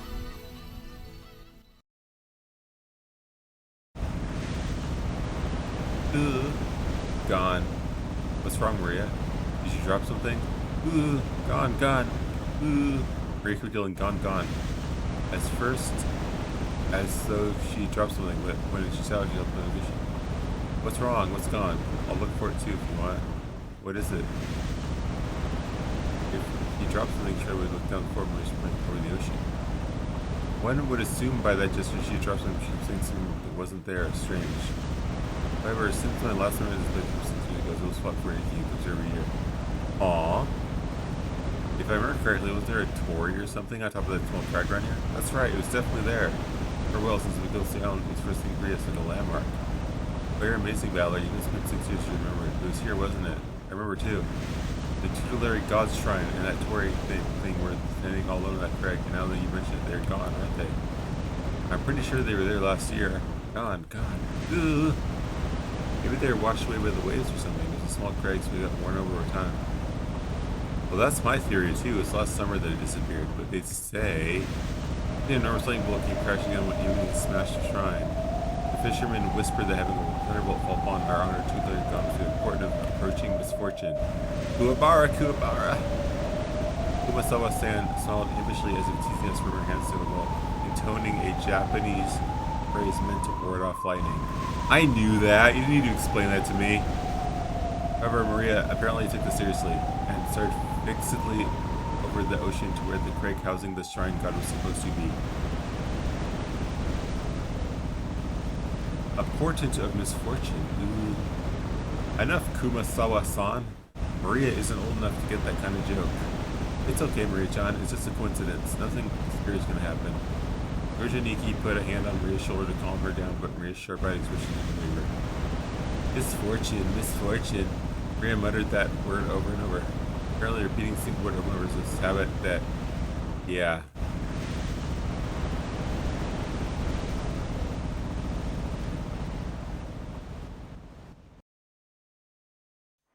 Hey now, Maria, if you say it over and over like that, misfortune will really end up happening, you know. I tapped Maria's other shoulder. Maria whipped her head around, stared to my face, and spoke unblinkingly. Misfortune is coming. Aw, and just where is it coming from? Answered lightheartedly, trying to break the tension in the air. At that moment, Maria held a finger, raised her arm high, and pointed up to the heavens. When I looked up, I saw that the sky was still just as cloudy, but it had grown a great deal more leaden than it had been this morning. That's right, they were saying the typhoon was approaching. We'd planned to spend one night inside, but the storm did pass quickly. I wouldn't be able to make it to school Monday. Well, I guess it makes for a pretty good excuse to be absent. Apparently sensed this kind of misfortune in this cloudy sky. He's been muttering that nonstop for a while. Girls of Maria's age tend to be very impressionable. She's just about the age that many girls start to get excited about sixth sense more than they have any second potential stuff. But for all we know, this might be due to their childish, sensitive nature. Alright.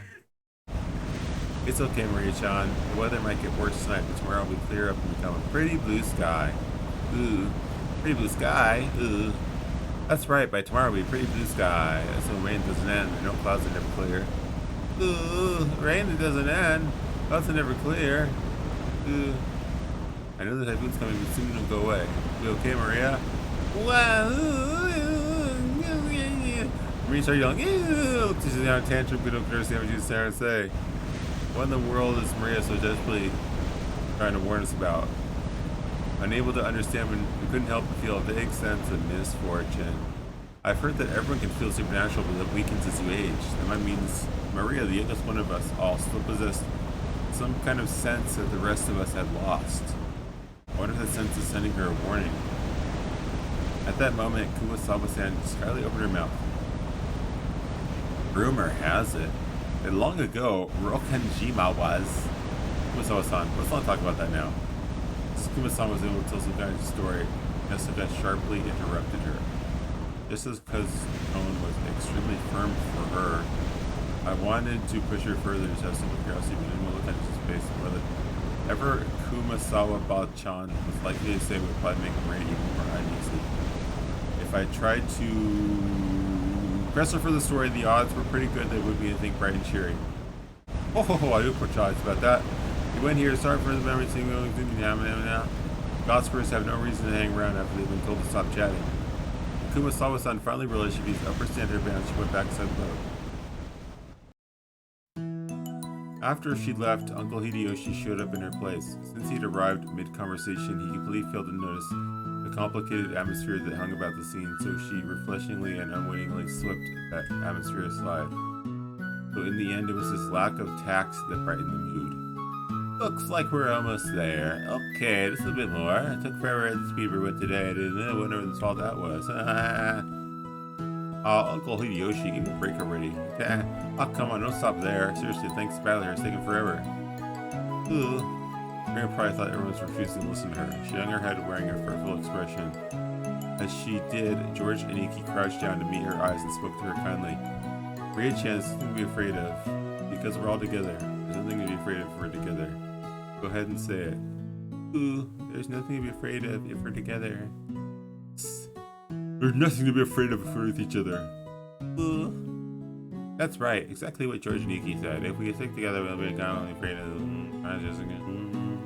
Yeah, no doubt about that. What George and Iki said is always true, Maria. Ooh, George and Iki said always true. Yes, I don't lie. So trust me, there's nothing to be afraid of. We're all together. Ooh, George only-san doesn't lie. I trust you.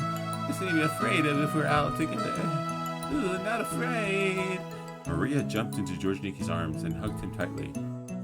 After Niki patted her head, he jumped away again. Her facial expression had undergone a 180-degree change and walked away. I mean, turning back to normal. He was once again the ordinary Maria. Ooh, there's nothing to be afraid of anymore because we're together. Ooh. Yeah, that's it. You look all better now. You're strong and that's awesome. Ooh, I'm awesome. Hey now, what's going on here? Maria-chan didn't get seasick, did she? Well, something like that. We'll be arriving soon. The harbor was already drawing near.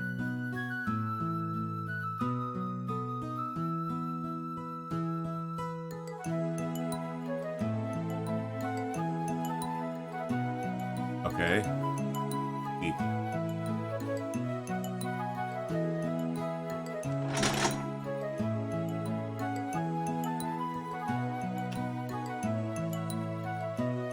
What's going on here? What's going on here? We've docked at the harbor. driver came out and jumped to the pier with the mooring rope. A large man in a tuxedo was wearing there with a warm smile. I didn't recognize his face, but judging by his clothes, I guessed he was a member of the Ushiromiya head household. Welcome home, milady. You were so late in returning they began to worry. Aw, thanks for carrying. This morning got so scared we had to slow down. It was seriously annoying. Shut up! Someday, when the shoe's on the other foot, you'll remember this.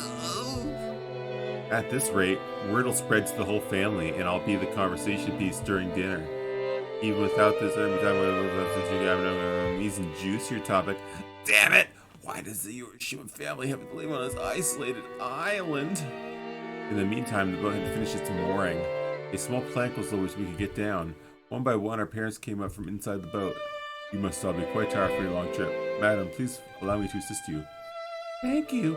It's been such a while ago, San. How are you? I thank you for your concern. It's always my pleasure to serve. Balor-kun, isn't this your first time meeting Goda-san? If I'm not mistaken, you were working here 6 years ago, right? Indeed. But please allow me to greet him for the first time. It is an honor to meet you, Butler-sama. I'm pretty confident about my height, but you're huge. This is definitely our first meeting. I never forget a big guy like you. It's a pleasure. I'm Battler. I was looking forward to meeting you.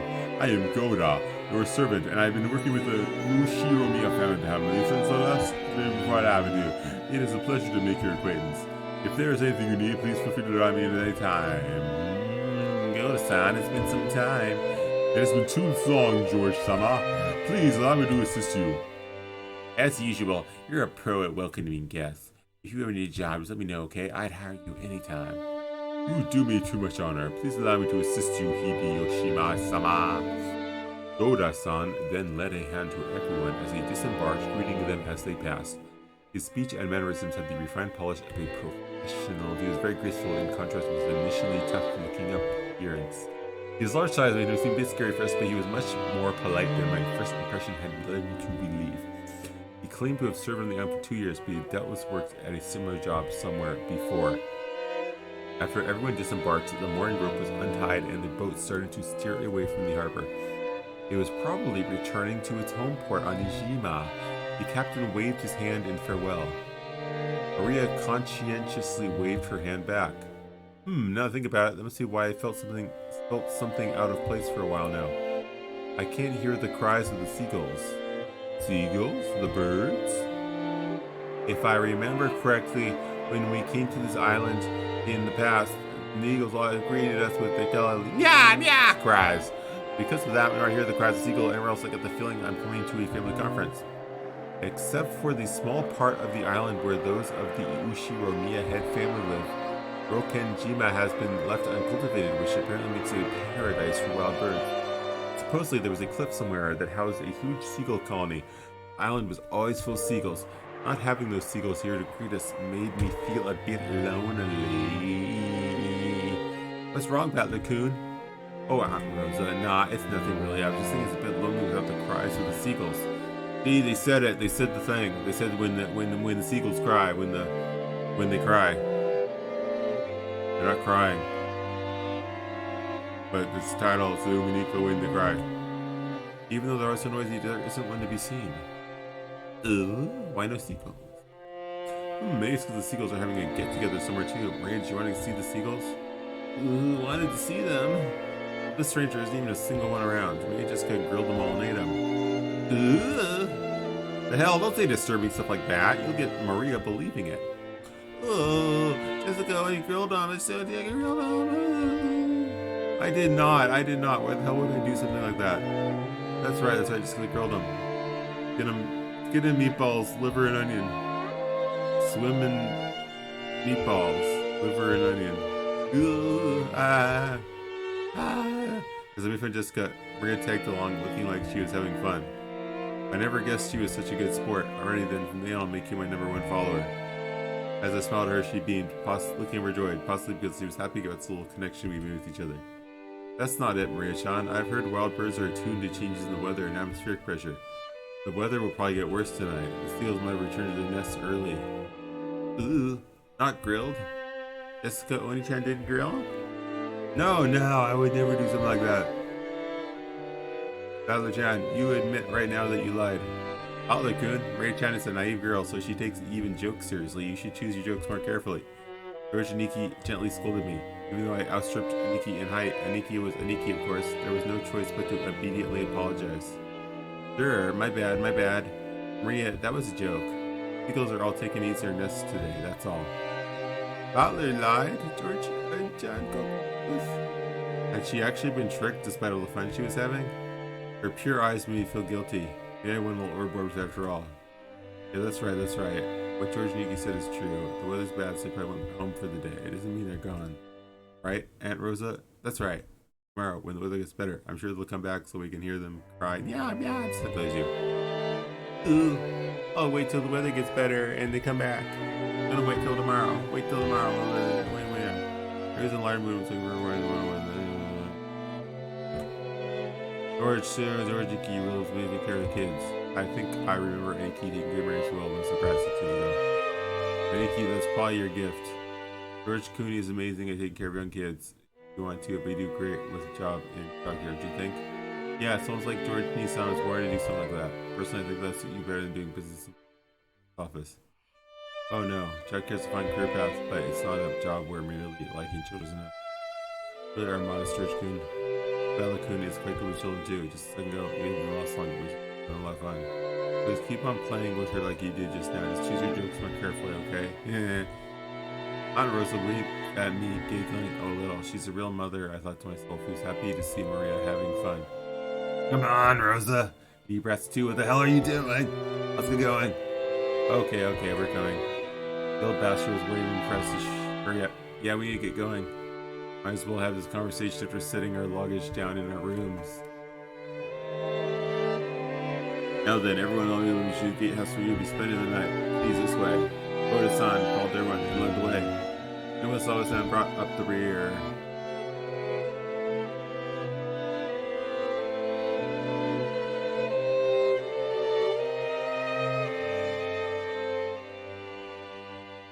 A serpentine twisting path led through a dim forest, a bit uphill. I guess the path was made all twisty so the slope wouldn't seem too steep. But personally, I'd been happier if they had the guts to make some stairs in a straight line. No doubt they made the path twist on purpose to put on airs of distance and importance. Before long, we saw garden-style stone steps. Ah, from here on, I have to do some memories. Go up these and, at the top of the stone steps, we saw a beautiful guest house.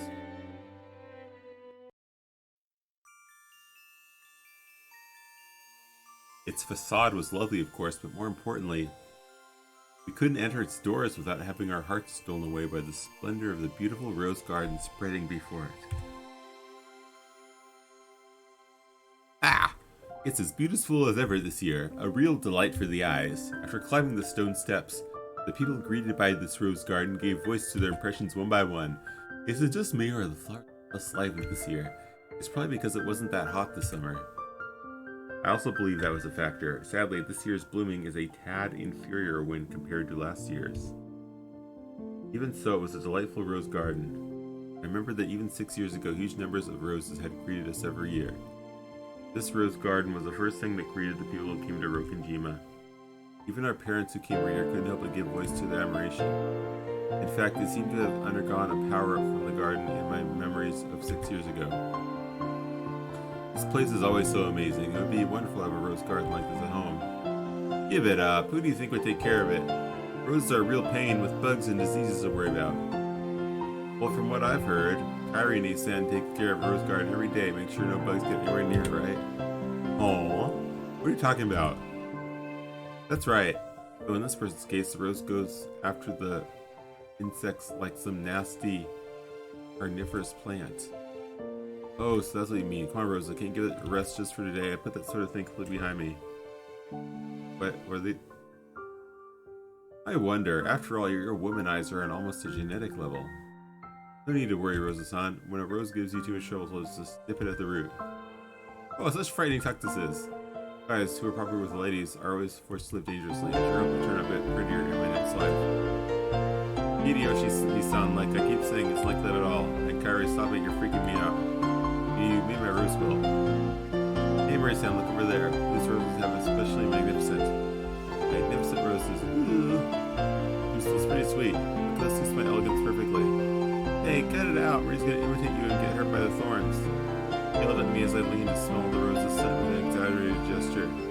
I thought she was overacting, returned Maria. When she turned around, I saw Maria imitating every gesture and George even smiling proudly at us. Hey now, Maria-chan, be careful. Rose thorns can hurt. George Oni-san, only this rose is strange.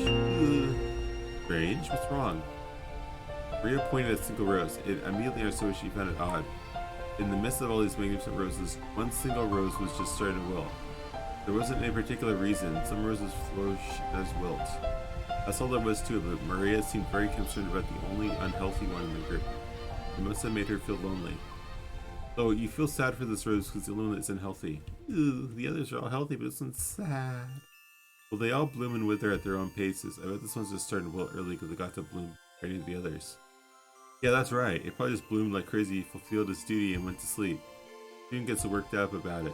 Ugh. It seemed that Maria's pure, sensitive nature was making her feel some emotional pain for the rose that wilted alone. Even though she understood the logic of it, it still felt lonely to her. Then Maria-chan, why don't you look after this rose until we leave?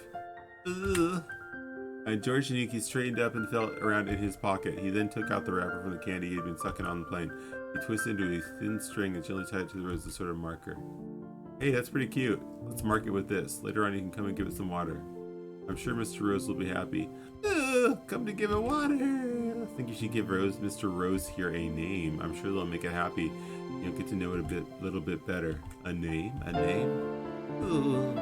But she still wore her usual sullen face. Maria crossed her arms and began to consider this intently. At the very least, she appeared to have completely pulled out of her slump. Nice going, Aniki. George Nissan has been really understanding. Can't help but respect him. Yeah, I guess he's just born that way. We gotta start picking up tips. Was this garden just as magnificent when we all were kids? It was only after I stopped living here that it grew so big. Before that, the garden was simpler, and I'm still attached to that one. Nissan fiddled with it too much. That vaguely bad taste of his. I liked it much better before. Eva, you gotta think positive. Setting aside how it used to look, its beauty is now something to be admired. You'll be able to relax a lot better if you look at it that way. I didn't mean it like that. I was just saying that I wanted you to see this garden the way it was before too. Everyone, if you please, I shall guide you to your rooms now. Goda-san called out to everyone to ask if we were ready, but our hearts had been completely stolen away by the rose garden that none of us had seen for years and we didn't pay much attention to him. Since we were in trial group, it wasn't like we had a strict schedule to follow. Besides, since our parents were visiting their old home, nostalgia, it wasn't like we had to let themselves be urged on by anyone or anything. Understanding the situation, Goda-san continued to wait, smiling widely until our parents got tired of the roses and told him to guide us to our rooms. Oh? Hey, it is a Kanan-kun. It's been so long, how are you doing?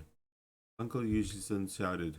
In the direction he was waving was a slender boy. Meeting him right after a huge man like Goda probably emphasized his small stature. The boy was in the middle of transporting a piled up gardening tools like in a wheelbarrow. When he realized he was being called to stop, he set down the wheelbarrow, took his hat off, and bowed his head. Good afternoon. I figured he was probably younger than me. His general servant. Curious in his thoughts about Yoshi's call. But he seemed like he might be pretty unsociable most of the time. It was a green that lacked feeling.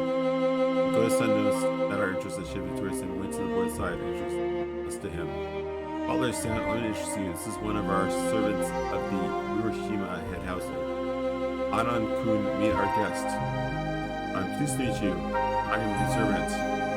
Kanan. My first impression wasn't wrong. He seemed to be unsociable, or at least not so good at talking. Compared to Goda-san, who was extraordinarily polished as a servant, you couldn't help but feel an inexperienced typical of his age. And Goda-san urged him in a whisper to give a little bit more of instruction. The boy named Kanan only cast his eyes downwards.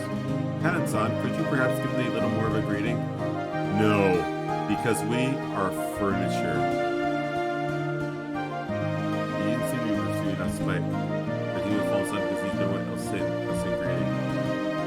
Well, Kanan-kun's shy and doesn't tend to talk much. He might not be as sociable, deep down he's a really good person. Don't get him wrong. You've been working for 3 years, haven't you? Pretty sure you started a year before Ghost-san, right? Even though it was exactly a terrible first impression, Jessica hurriedly backed him up. I see, apparently his unsociable nature caused him trouble a lot.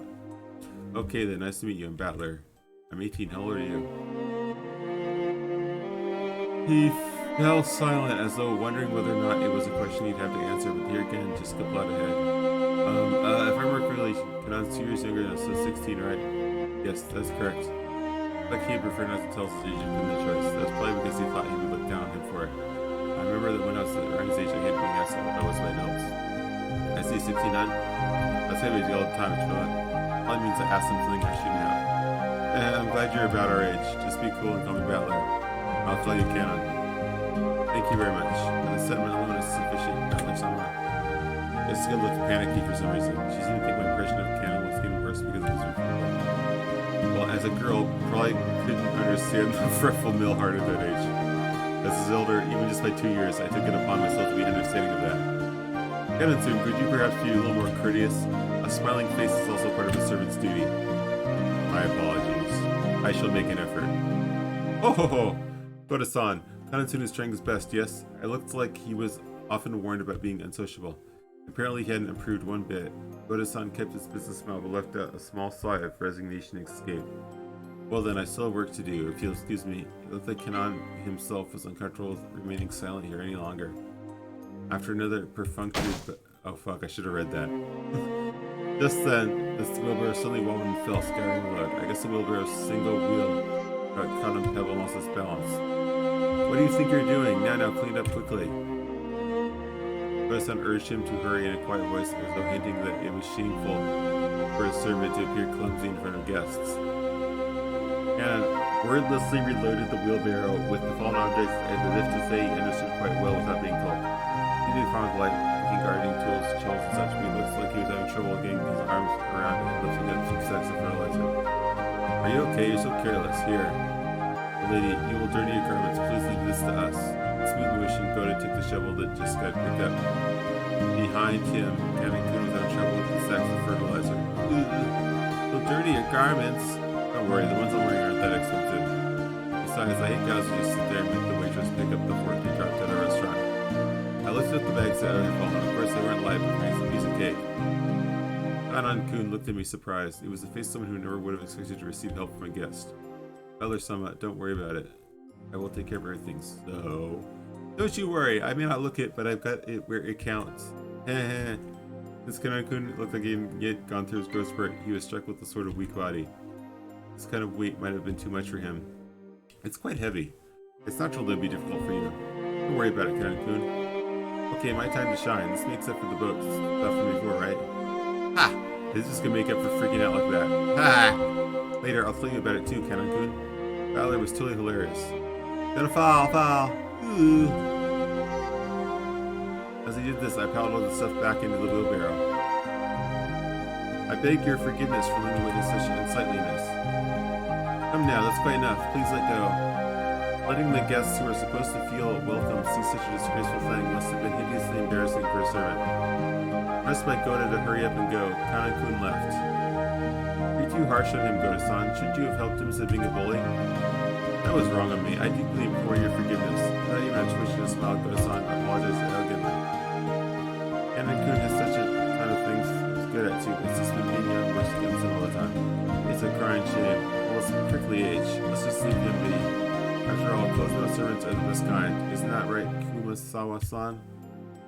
Oh, Ryo-san, you really are harsh. There is no servant as silent as me, of course. Everyone smiled wryly at that obvious lie. Even she herself didn't believe that, not in her wildest dreams.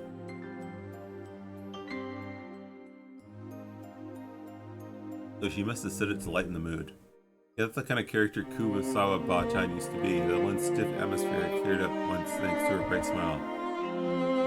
I'd like to sit down our luggage soon. Goda, what rooms are we going to take? It shall be the same as the previous year. Allow me to guide you, please, this way. We headed down a trim, elegantly simple guest house. This was going to be our temporary quarters for the night.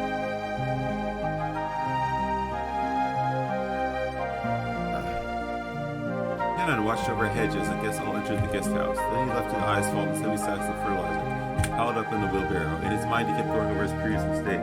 Rattler, big and strong, and picked up the sacks and trying the sacks. Cannon can lift himself as if they were feathers. It makes it difficult for an outside observer to guess what motions that hair had stirred up in Cannon. As far as you can tell, watching Dank's hand is something that just couldn't let go of. Muttered words escaped his lips. But those words he murmured were so soft they didn't reach his own ears. Even I. Cannon hung his head, slightly biting his lower lip.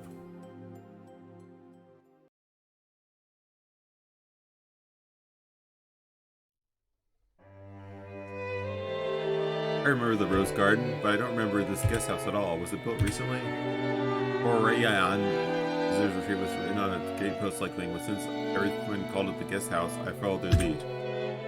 This brand new Western style guest house, which stood overlooking the roses, had a magnificent design carefully done in harmony with the garden.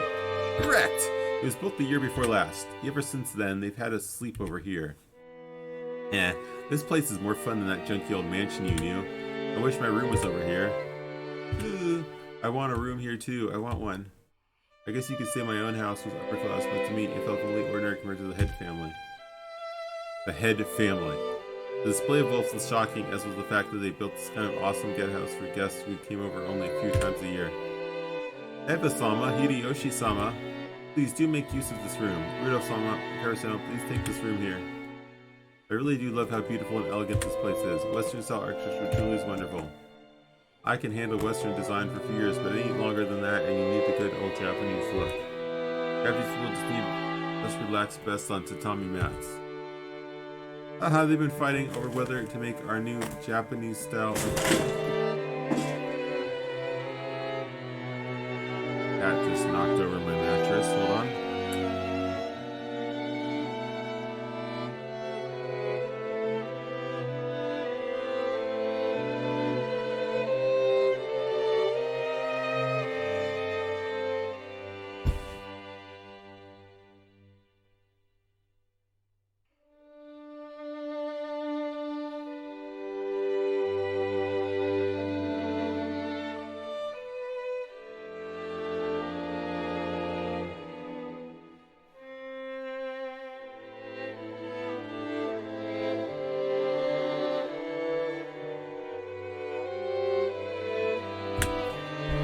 Mom still holds a grudge about Dad having the construction started with a Japanese layout, and they bicker all the time about it. I'm really jealous, Nissan. Your parents get along well, don't they? Mine are so frosty. Then again, there isn't sync when it comes to my grades. All the rooms seem to be for two people. I was grateful since I wasn't going to be forced to share the same room with the old bastard under the pretext that we were family. And anyway, I figured those two wouldn't be able to enjoy themselves with something like around. What's with that creepy smile? You're thinking about something dirty, aren't you? Something dirty? Of course not. Just enjoy your stay. Ow, ow, that hurts, you old bastard. Once again, Dad pulled my ears from behind. Cut the crap. I'm getting a stomachache and I'm not in the mood for this. You're the guest of honor this time around, so play as nice as possible with Dad and Aniki and the rest. At the very least, be careful what you say in front of Dad, got it? Because wisecracks don't go too well with him. Just look at John. What's the head move been like lately? Seems last year, I guess. Considering he's got 3 months left to live. He's as lively, grumpy, and irritable as ever. He's in his usual bad mood. The only ones who will look after him is Genji-san. It seems the master will open his heart to no one else. Lately, us small people have not even been granted an audience with him. He shut himself up in his study again, probably doing nothing but that weird black magic of his. What he does for a hobby is his own damn business, but when he starts thinking of the house, it really gets on my nerves. I wish he'd never come out of that study again. You shouldn't talk like that about the elderly. We're all indebted to him since he rebuilt the Ushi-Romiya family. I should be more grateful. Well, sorry. After being rebuked by George, Nikki just got no choice but to take back her thoughtless remark. Ushi-Romiya family's wealthy family, but of course it meant all members were a bit strange and completely out of touch with the world at large. And at the top of the chain, the family had our grandfather seemed especially strange and terrifying even for our family. Dad said he was getting a stomachache earlier, and I imagine that inflicted the hospital until something else here today. No doubt they were jealous of us grandchildren who would just play around left without care. The sources I believe they have both the man and the kids' names, because I even scratches of his suffer. Anyone can say I've been troubling this is everything stories about him. I don't remember they being far from I think I've gone on several times. I don't think it's his. Rather than somebody who's running can breathe. Well, yes, I would be the ghost survivor because it was a move for me. It's just ago then launch go on. Let's go now. If I have serious. Ooh, scary. He's fighting. He sounds so terrifying to get dance like that. Think what he says is true. It's true that reasonable. It's completely like awesome. But Georgetown, you've been the family darling. You've been for everything because your awesome grades, right? Grandfather's just a complete different. Even got stuck with a wooden sword on my ass. My ass. On my maidenly innocent ass. Well, you've got the heiress of the head family just because you're special attention. You gotta realize that this trick this reflects his high hopes for you. Oh, come on. Seriously, I could just turn the succession over to you, George Nissan. It's a bit of a heavy burden for me to carry. I think I already said it before, but Jessica's the girl heir to the head family. We're only cousins and branch families, so she probably feels a totally different sort of pressure than we do. Ooh, Jessica Oni-chan, is that heavy? If I help hold it, will it get lighter? Ah, thanks. It's okay. I'm not going to push it on you, Maria. I'm going to bear this cross until my grave. Don't worry.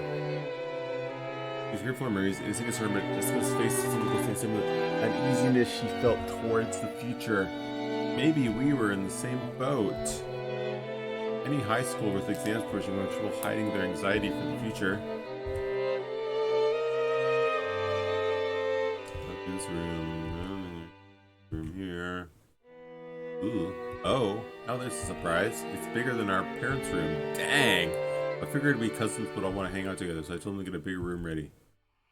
Ooh, I like it here more too. I'd rather be here than Mama. Ooh. I like it better here too, Maria. Okay, so this room is George's and mine, but I'll give you a special permission to come in. Better keep it a secret from your mom, okay? Ooh, it's a secret.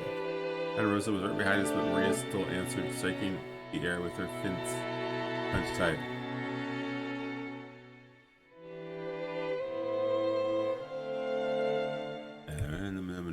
Hey, what are you brats planning to do? Are you cousins just gonna sit here and chat? They seem they're heading to the mansion to announce their arrival. Normally they would make us follow them and greet everyone together, but the head in the case Dad would just tell us to come and that'd be the end of it. He's saying it's okay if we don't come, so what? We'll film lunchtime for long anyway. Better get the kids on one here. Besides, if worst comes to worst, this might be our last chance to play outdoors. Ooh, I'll go too. Maria, your house sit for Mama. Okay, behave yourself while here. Ooh. This Maria's being told to here, we couldn't move her on her own. I think he knows me and gave her a clear play rules to go. Well then, I'll flip her over and house sit. We've got lots of stories to tell each other being away for a year. That sounds wonderful. I bet Alcuna has 6 years worth of stories to tell us, isn't he? Yeah, I'll take care of the house like a good boy. Hey, what's that with that? I'm gonna stay here too. We'll make a hang and the glass of dolls here. Is he vessel? I'm pouring them out. Let me go to all the mansion this way, please. The other children are one thing, but George is going to be an adult. Wouldn't it be better if he came with us? If we make him come, then poor George will be only one out of place. Interacting with his cousins is also important. Okay, see y'all later. The adults left one after the other. They left in the same formation as our trip from the harbor, with Goda-san leading and Umasawa-san taking up the rear. As we gathered in the room assigned to his cousins, George Niki asked us to excuse him for a second. He rushed over to Kumasawa-san, who was following behind the springles and seemed to ask her something. He soon finished his business and came back. What's up, Aniki? Nothing. I just wanted to ask for something. Ooh. Tell me too. Tell me too.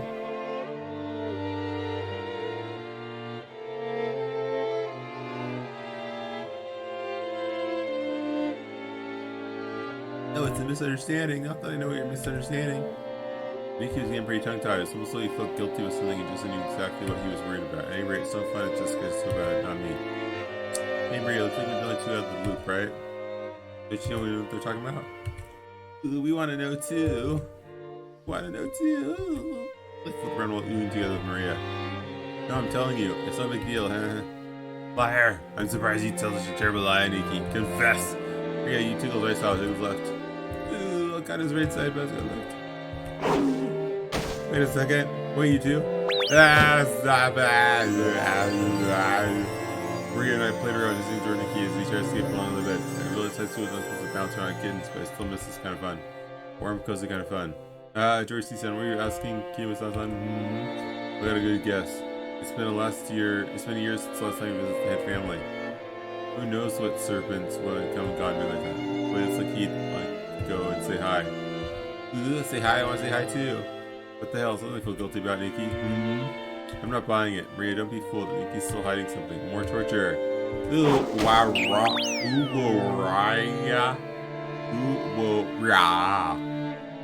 That's how you say it. Stop it, seriously. Oh, wow, no, my shiny stuff already.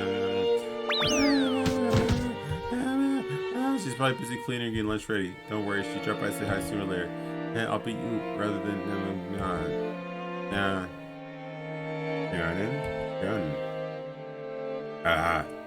yeah, I remember a girl with that name. She's still servant. How's she doing?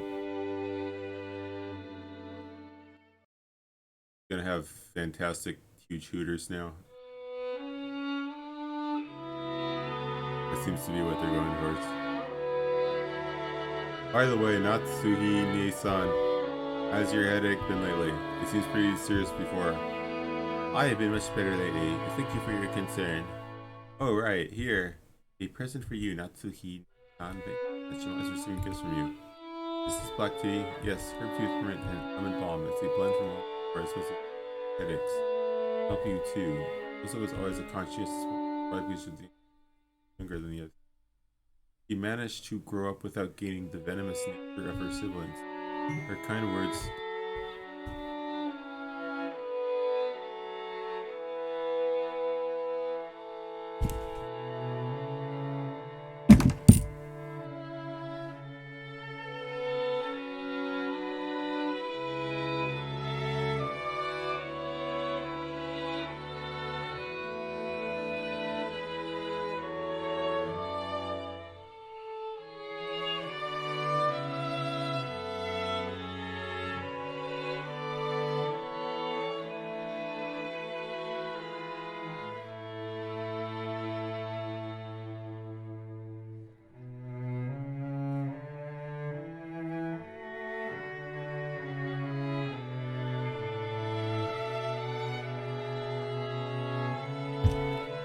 But it wasn't enough to melt her stunning gaze harder than the mental stress. Come to think of it, you're always complaining about those headaches. Pull yourself together. Jessica-chan has her exams this year, right? That's going to be a turning point in her life. Will she really be able to run these with 3 years like that? That's not so easy. Nate-chan, you're 3 years younger than me. You should get your act together. I apologize. I've had a tendency for headaches all my life, even in normal circumstances, and I sometimes fail to choose her words carefully. But her comments aimed at Natsuhi contained shards of obvious malice, though she hid it with a smile. Of course, that fact didn't escape Natsuhi. She frantically contained her urge to grimace and pretend to ignore Ava. Our battler-kun will have his exams this year too. Rudolph-san, should you be concerned as well? If you save your own son, you better get serious about headaches like Natsuhi-san. If I say anything, he automatically rebels. So what should I say? She has the opposite. It's okay for him to around. Probably the only way to get him to me. Hideyoshi-san, George really did well in seeking that he's a good minister for handling children. Well, it's probably because I got him to understand why she's studying. He doesn't work in that zone. That's right, the little point study surprises her.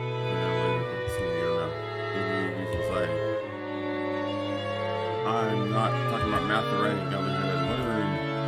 That's splendid. I wish our Jessica would understand as well. She's been heiress of the Ushu at this rate. I feel like to force her becoming the successor. After all, one has to find one's happiness. I should force things on children, do you think? Hold your horses, Eva. I feel it's only doing right to the kids. You shouldn't be pushy. I'm sorry. Natsuhime-san, don't take it the wrong way. Though the light shining in through the window was quite warm and swept the glow was darkening about the room. Light causing headaches for more than just Natsuhi. As if to sweep away that mood, Kairi brightly made a suggestion to all present. Still, this black tea is a really lovely aroma. Let's drink it right away. In Japan, surely you can find something like Leopold's black tea over Ginza, right? I see you know a lot about it, Kairi-san. I guess I would look on girl buying it. Kairi and Rose-san stood up from the seats and made it. This is to prepare the black tea. I thank you both. We can try that later. One of our people is going to bring some tea, so please relax. Even for leaving you two, let's enjoy our welcome drink. Rudolph gave a subtle signal to us when we sit down again. Aaron was there, so we begin to do things. Excuse me, it's not going to serve some tea. It was embarrassing to notice that he was late, so we should have to test what I want to make tea themselves. Natsuhi bit her lower lips, frustrated by the ineptitude of the servants who were late bringing in the tea. Seeing her face, Ava immediately started to giggle. Of course, Shannon had a way of knowing what's taking place in the harbor. He came pushing a serving cart piled with teacups. For no apparent reason, Natsuhi gave her a pained look. And couldn't help but flinch that nothing she'd done wrong. Excuse me, your tea is ready. Oh, Shannon-chan, it's been a while. You keep getting prettier every time I see you. Oh, thanks. Save the chatting for later after you set the table. The tea will get cold. I apologize, madam. She apologized like a small frightened animal, bumped against the serving cart, and jarring jacket as she dropped several teaspoons. Her clumsiness made Natsu's impression even more darker, which made Shannon quail even more. Come on, Natsuni-san, there's nothing wrong with her exchanging a few words and greeting. The tea must be pretty cold already, considering how long you've been kept waiting. There's no need to worry, it's not cold yet. Then finishing the table quickly. I'm sorry, madam. Natsu's irritation was obvious by now. The aptitude that delayed the tea, the clumsiness of the servant, everything pointing to the incompetence of Natsu's everyday leadership making her lose face. As the person in charge of the Ushiromiya family kitchen and accessing the compass was to be exposed, stable as children of domination. Lay off Natsui-san, she's a little partial in this, she's trying her best. Fooling anyone. What a nice aroma. May I ask what brand this is? I'm terribly sorry. I'll find out for you later. There's some bits when we get to the kids' meet. However, Shannon had embarrassed herself instead. By this point, Ava was ugly giggling. What's this? Shannon said, you know what you're pouring us? Her name is so suspicious to guests. We'll need a silver spoon at the very least. I'm sorry, I'll go get one immediately. Chan, do you know what silver spoons are used for? They have to be silver. Do you know why? No. A teasing smile rose to his face.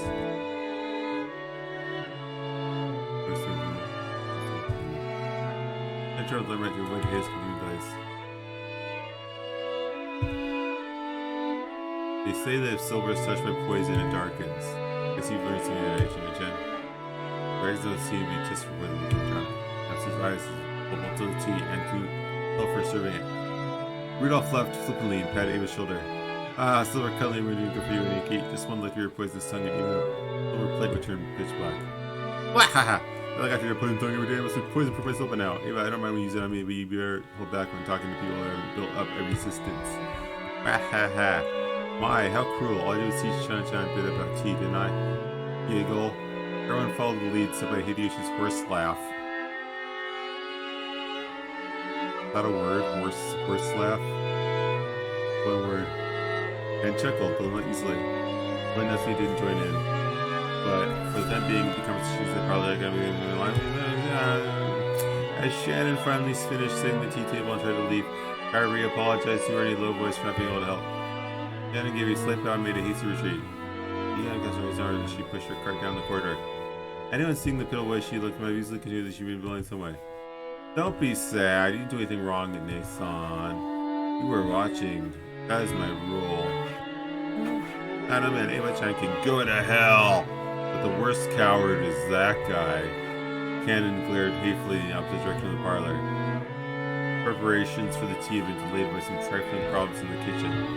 These problems were not Shannon's fault. In fact, it had been Goda's mistake. After all, there's only a show-off like Goda would give up a flashy job like bringing in tea when the guests arrived. He had ended up wasting time preparing the tea once again, so he realized he wasn't able to score any points for the job. He pushed the task of setting the table on Shannon, who had happened to be passing by. You might call it a clever move on his part, but there could be no doubt that it was a cowardly one. It's okay, Kanekun, thanks. I'm not bothered by it at all. Ken in silence vividly expressed the distance between Shannon's words and how she actually felt. Thank you, even if you're the only one who understands, I feel a little better. You keep your feelings too bottled up this time, you should be less hard on yourself. Yeah, thanks. Suddenly Liz felt someone's presence and rolled around. A middle-aged man stood there. It was Genji, the head servant. What are you doing there? Shannon hurried back to the kitchen. Yes, I did. Shannon humbly obeyed and promptly made to push the cart and leave. Where Ken appealed to Genji in silence, bearing something in his eyes he could not express in words. What is it? Something happened? Shh, Shannon didn't do anything wrong. But even so, they... Stop it, Kanekun. Please excuse me, I'll return to work immediately. Kanekun, you should go back to your post too, please. If you say so, Ne-san. If that is all, then go. Yes. If you'll excuse me. In the shadows in the hallway, an old woman wearing an apron washed over them. It was Kumasawa. Poor Shannon Then, can I send? There's a reason. So, what is that?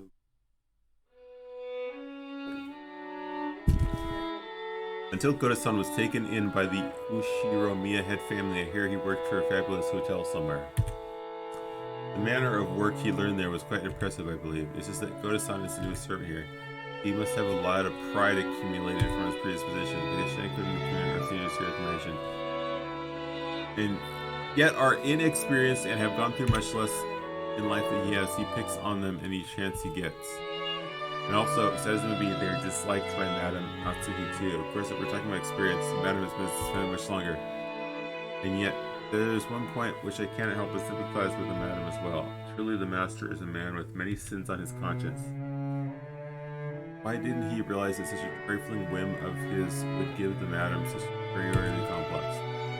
Of course, on the inside, even though Madame is fully aware that the two don't deserve to be treated so harshly. However, the heart has many reasons with the heart. I'm not going to do anything but watch over them in the shadows. Whoa!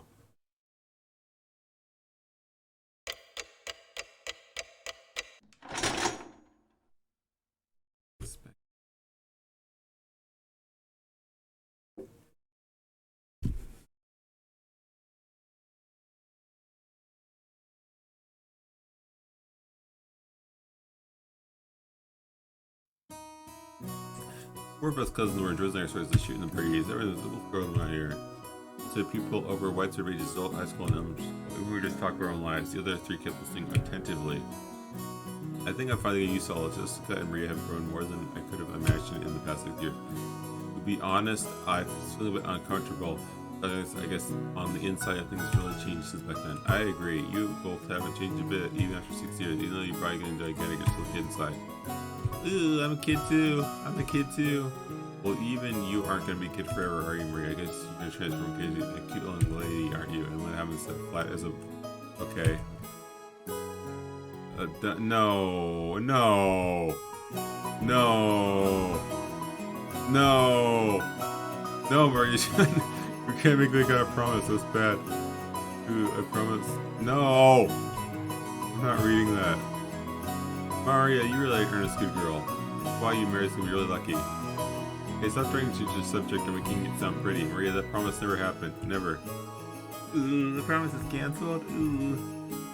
As I thought, with that ballet-kun in our lower quartet, this group of cousins didn't feel complete. These 6 years have been kind of lonely. That's true. We didn't really goof off like this. Still, we did have some pretty constructive conversations, right? Stuff about preparing for our future, exam taking, finding jobs. Oh, I'm so sorry. Now that I'm here, we just talk about stupid stuff and mess around. Why don't I have more fun this year? That's true. I agree. This year's the most fun yet. Raisins this year is special. There's no geese in his head and go I have again.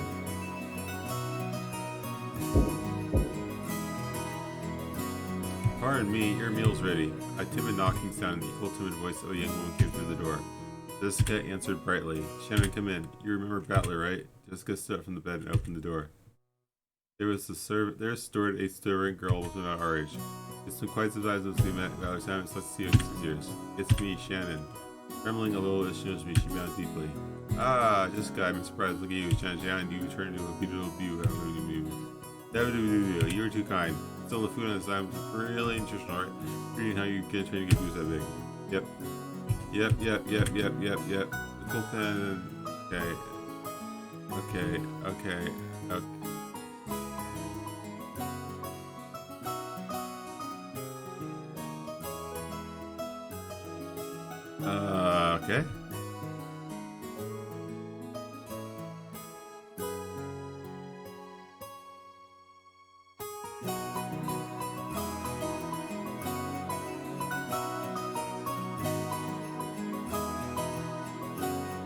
They really zoomed in. They are really spending a lot of story time on this.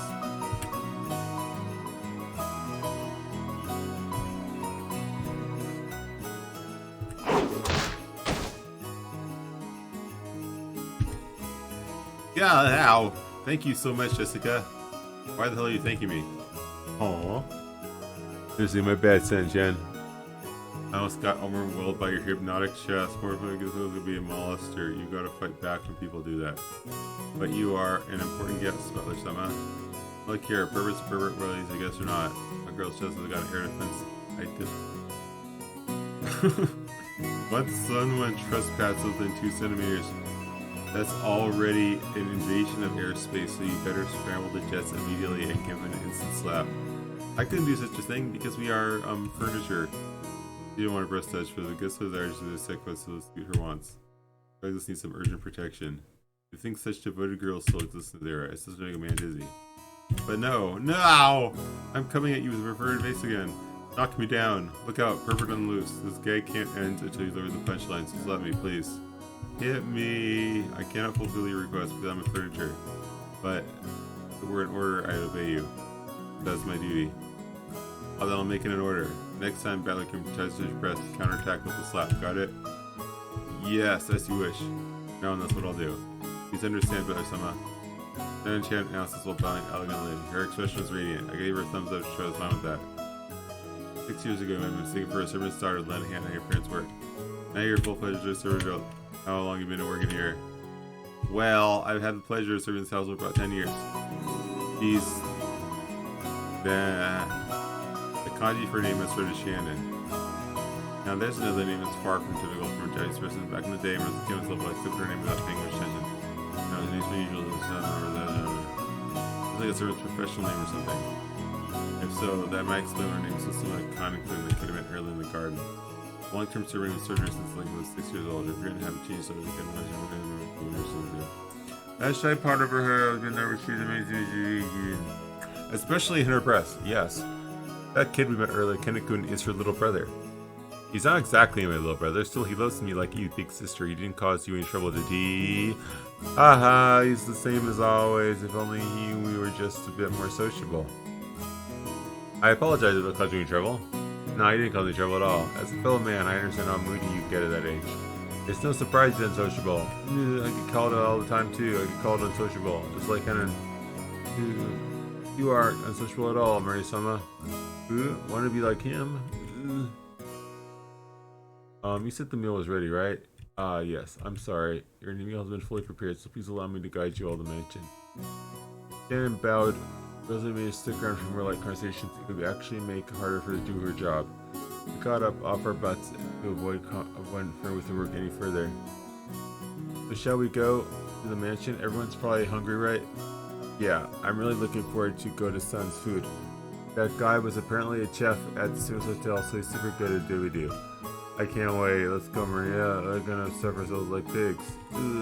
Stuff ourselves like pigs. No, you can't take everything about the Kunst seriously, alright? Because let's joking around. Okay, let's go. Under Shannon Chin's guidance, we headed towards the mansion.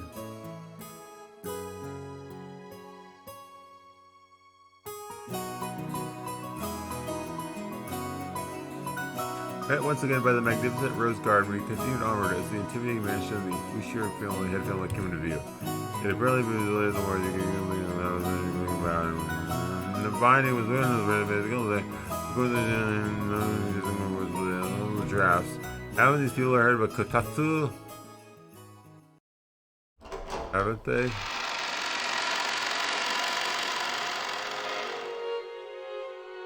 As we entered the entrance hall, and each servant greeted us. Now I remembered. Genji-san, who had been working here longer than anyone, filled the role of head servant. Battler-sama, it has been quite some time since last we met. As our eyes met, he greeted me with a calm, composed voice. His bow was in the grateful refined goods beside his simplicity. Well, oh Jesus, it's been a while. You look well. Lord, thank you. I've been quite well. And Battler-sama, you've become quite a splendid young man. You are beginning to resemble the master in his youth. I look like grandfather? Guess that means grandfather's probably been with young. From here on, I shall take Cannon's place and accompany you. Please, come this way. Shannon Chen bowed deeply and watched us leave. After that, we headed towards the dining room under Genji-san's guidance. Genji-san, just like Kurosawa-san, stood in stark contrast to us young people who had been grown beyond recognition over the last 6 years. His appearance was exactly the same as my memories from 6 years ago. It is as though time had stopped since the last we met. Genji-san was an extremely quiet and vigilant person. He was basically grandfather's close aide or caregiver.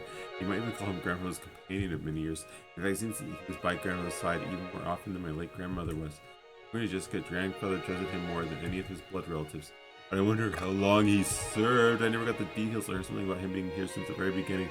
When his mansion was first constructed, which would mean that he's dreaded to have his life serving here. It's easy to see why he's so trusted. As we passed through a massive hall that extended up into the second story of the mansion with no separating floor, I spotted something that hadn't existed in my memory 6 years ago.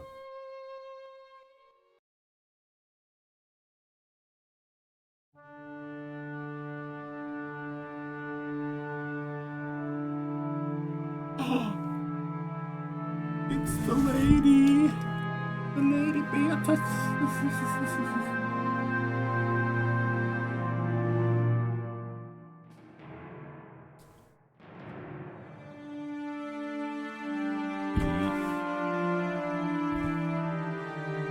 Captivated by this. I slept so fast Maria was falling and raining on my back. Sorry. Hey Jessica, has the picture always been there? I pointed the big permanently displayed portrait in the hall. Everyone else saw it too. Oh right, when you last came here that hadn't been hung yet, had it? When was it again? Well, remember as a family was put on display sometime around the year before last. You are correct, sir. In April of the year before last, I almost having personally ordered a painter to create it. Grandfather did that, so he paid to have it painted just for him, huh? The portrait suited this western mansion, and the woman in the elegant dress gave off a sense of refinement. No because her age for sharp eyes that someone else seems to possess made her look youthful. Seems how different from the composed middle-aged woman we often see in famous pictures. She had normal black hair and so was my long-deceased grandmother. However, she had beautiful blonde hair and didn't look Japanese at all. So, just who is this lady? Maria answered the simple question enthusiastically as though she proud she knew the answer. Ooh, I know, she's Beatrice. Hey, what? Beatrice. She's a witch. Didn't you ever hear stories about her long ago? A witch? You mean the witch of this island? I think I already said this, but Rokenjima is a small island only 10 kilometers in circumference. But it's actually pretty massive considering only the Ushi River lives here. Only the harbor in the area and the actually said we lived in. Beyond that, the island remained as untouched as much as uninhabited.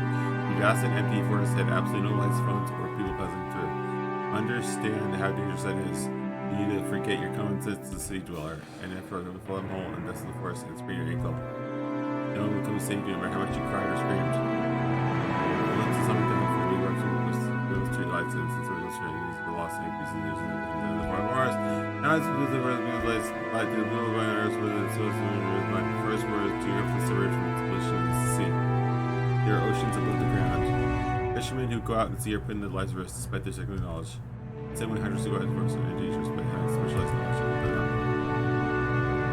If children were to go play such as for them, sure why haven't? With careless left out.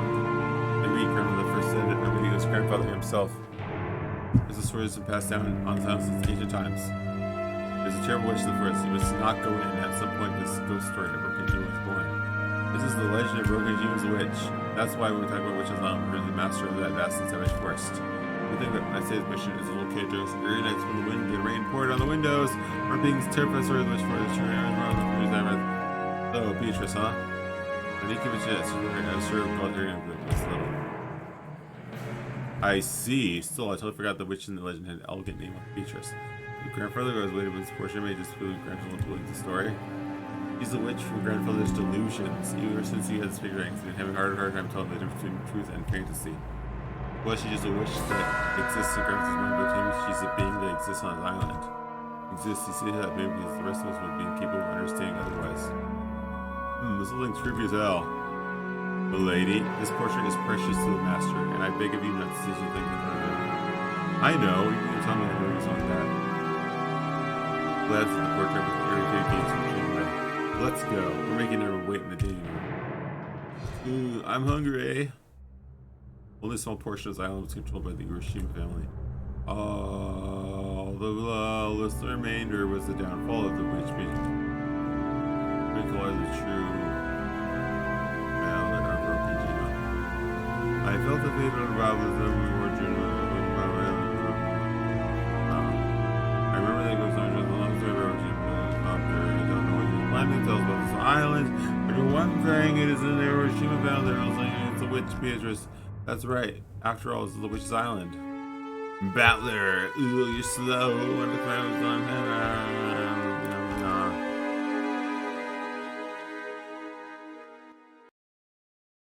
We walked up to the huge double doors that led to the dining room. Genji-san knocked. I have brought the children. Please pardon the intrusion. The doors were open and we were invited inside. Wow! The dining room, which looked exactly like you would arrange in a rich person's dining room to be, had a super long table that was obviously service other than the rank. My parents were already sitting without ordering. You're late, brats. Hurry up and take a seat. The old bastard pressed us to sit. The only gaps in the group was phosphorus that was fairness all the time. The seat at the head of the table, called the incipient's chair, was the most highly ranked and reserved for grandfather. It was still empty. He probably wanted to show up last for dramatic effect. I think of someone facing the incipient's chair, and you think left, right, and the right, and pressing it further away from it. He had no idea, so that wasn't anybody with the eyes and rank. Let's inside the room. My damn dad Rudolph. My damn dad Rudolph. At this point, you might expect their husbands and wives to come. But nope, let's not see the was long Jessica. Opposite her was Georgia Nikki. I sat next to Jessica. And Maria sat across from me. Then finally next to me was five of his and he has a rank. And there's a she. And I'll see you. Ah, she's last. That was the those were arrows and shit. I mean, places like that. Normally, rank is equal position as a partners.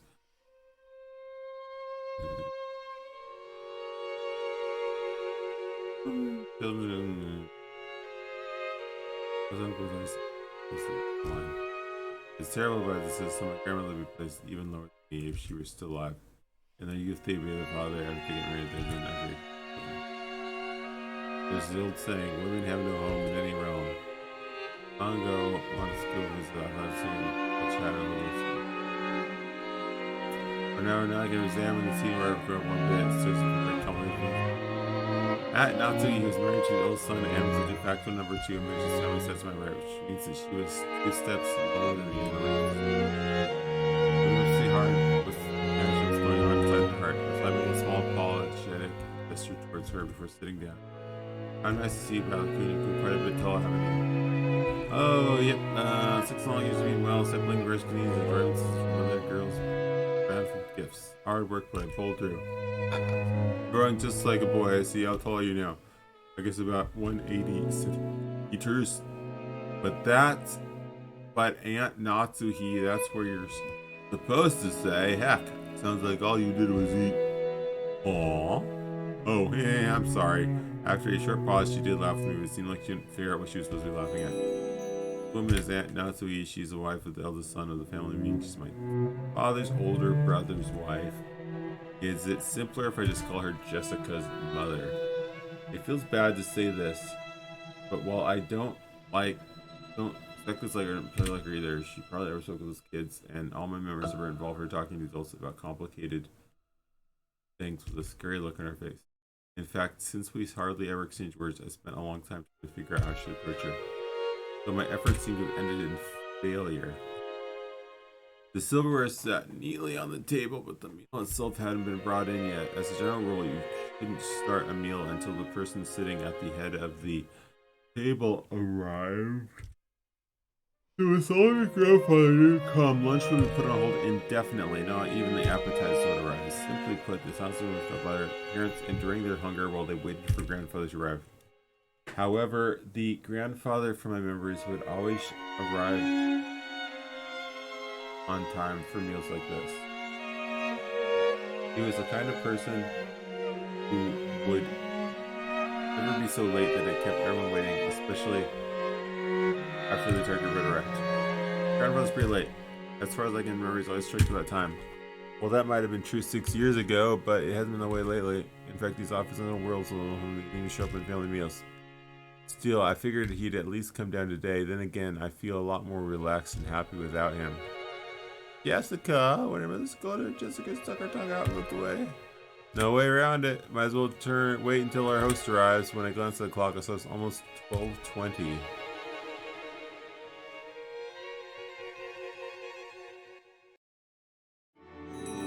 Ushiromiya Kinzo, the aged family head of the Ushiromiya head family.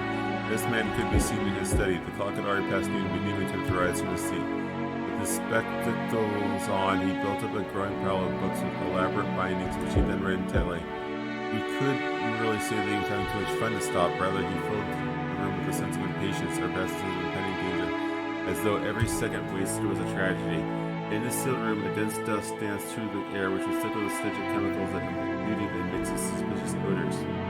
These odors were somehow sweet and heavy. If anyone with a normal nose came in here, the first thing they'd do would be to open a window and ventilate this room. Knocking against the study had been going on for a while. A voice calling father sometimes wiggled his knocks. As Kinzo heaved a deep sigh, he snapped shut the old book in his hand and slammed on the table. Then he yelled at Kraus, who was still knocking on the door. Silence! Enough of that racket, you fool! Who told you the door would be opened if you but knocked? I'll crucify the imbecile. You wish to suffer the same fate. Father, this is the day of the family conference, which happens to be only once a year, is it not? Everyone's gathered down below. Please come out. Kraus got all to his father through the door. Kinzo always shut himself up in the study, hating it when anyone in his family entered the room. For that reason, Kraus had entered the call of him in the corridor like this. Molest me not. That's a funny sentence.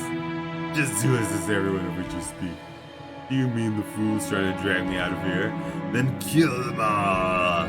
Tear them apart, use their bodies for firewood and feed them to the witch's heart. Earth. Beat them into witch's hearth. Put a prod in that earth to avoid the wormwood. Force the imbeciles who dare. Try to lure me out of here to drink the breath of the apocalypse. I will soak their drinks in liquor hours. Genji, call for Genji. And my demonic absinthe prepared. The whispering of the green fairy reaches me no longer. Oh, as Genji bringing me here. On the other side of the door, Kraus, Nancho, and Genji kept waiting for the master of the house, who stubbornly refused to come out. Looks like he hates me to the core. My voice doesn't reach you anymore. Kraus shrugged as saying, it's no use, and smiled bitterly. From the beginning, he hadn't really expected his father to respond to his calls.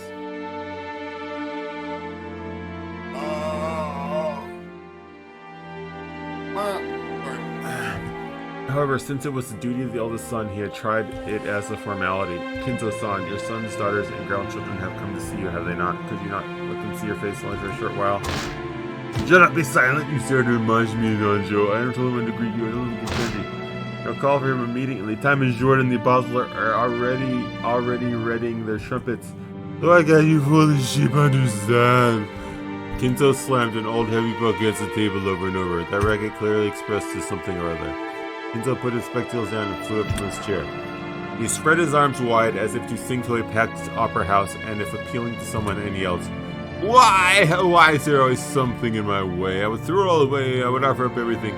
There's only one thing I ask in repayment. Oh, Beatrice, if I could see you smile one more time, I'll render the smiles of the earth and offer them all to you. Oh, commanders of the legions of locusts, leave up the smiles of the earth.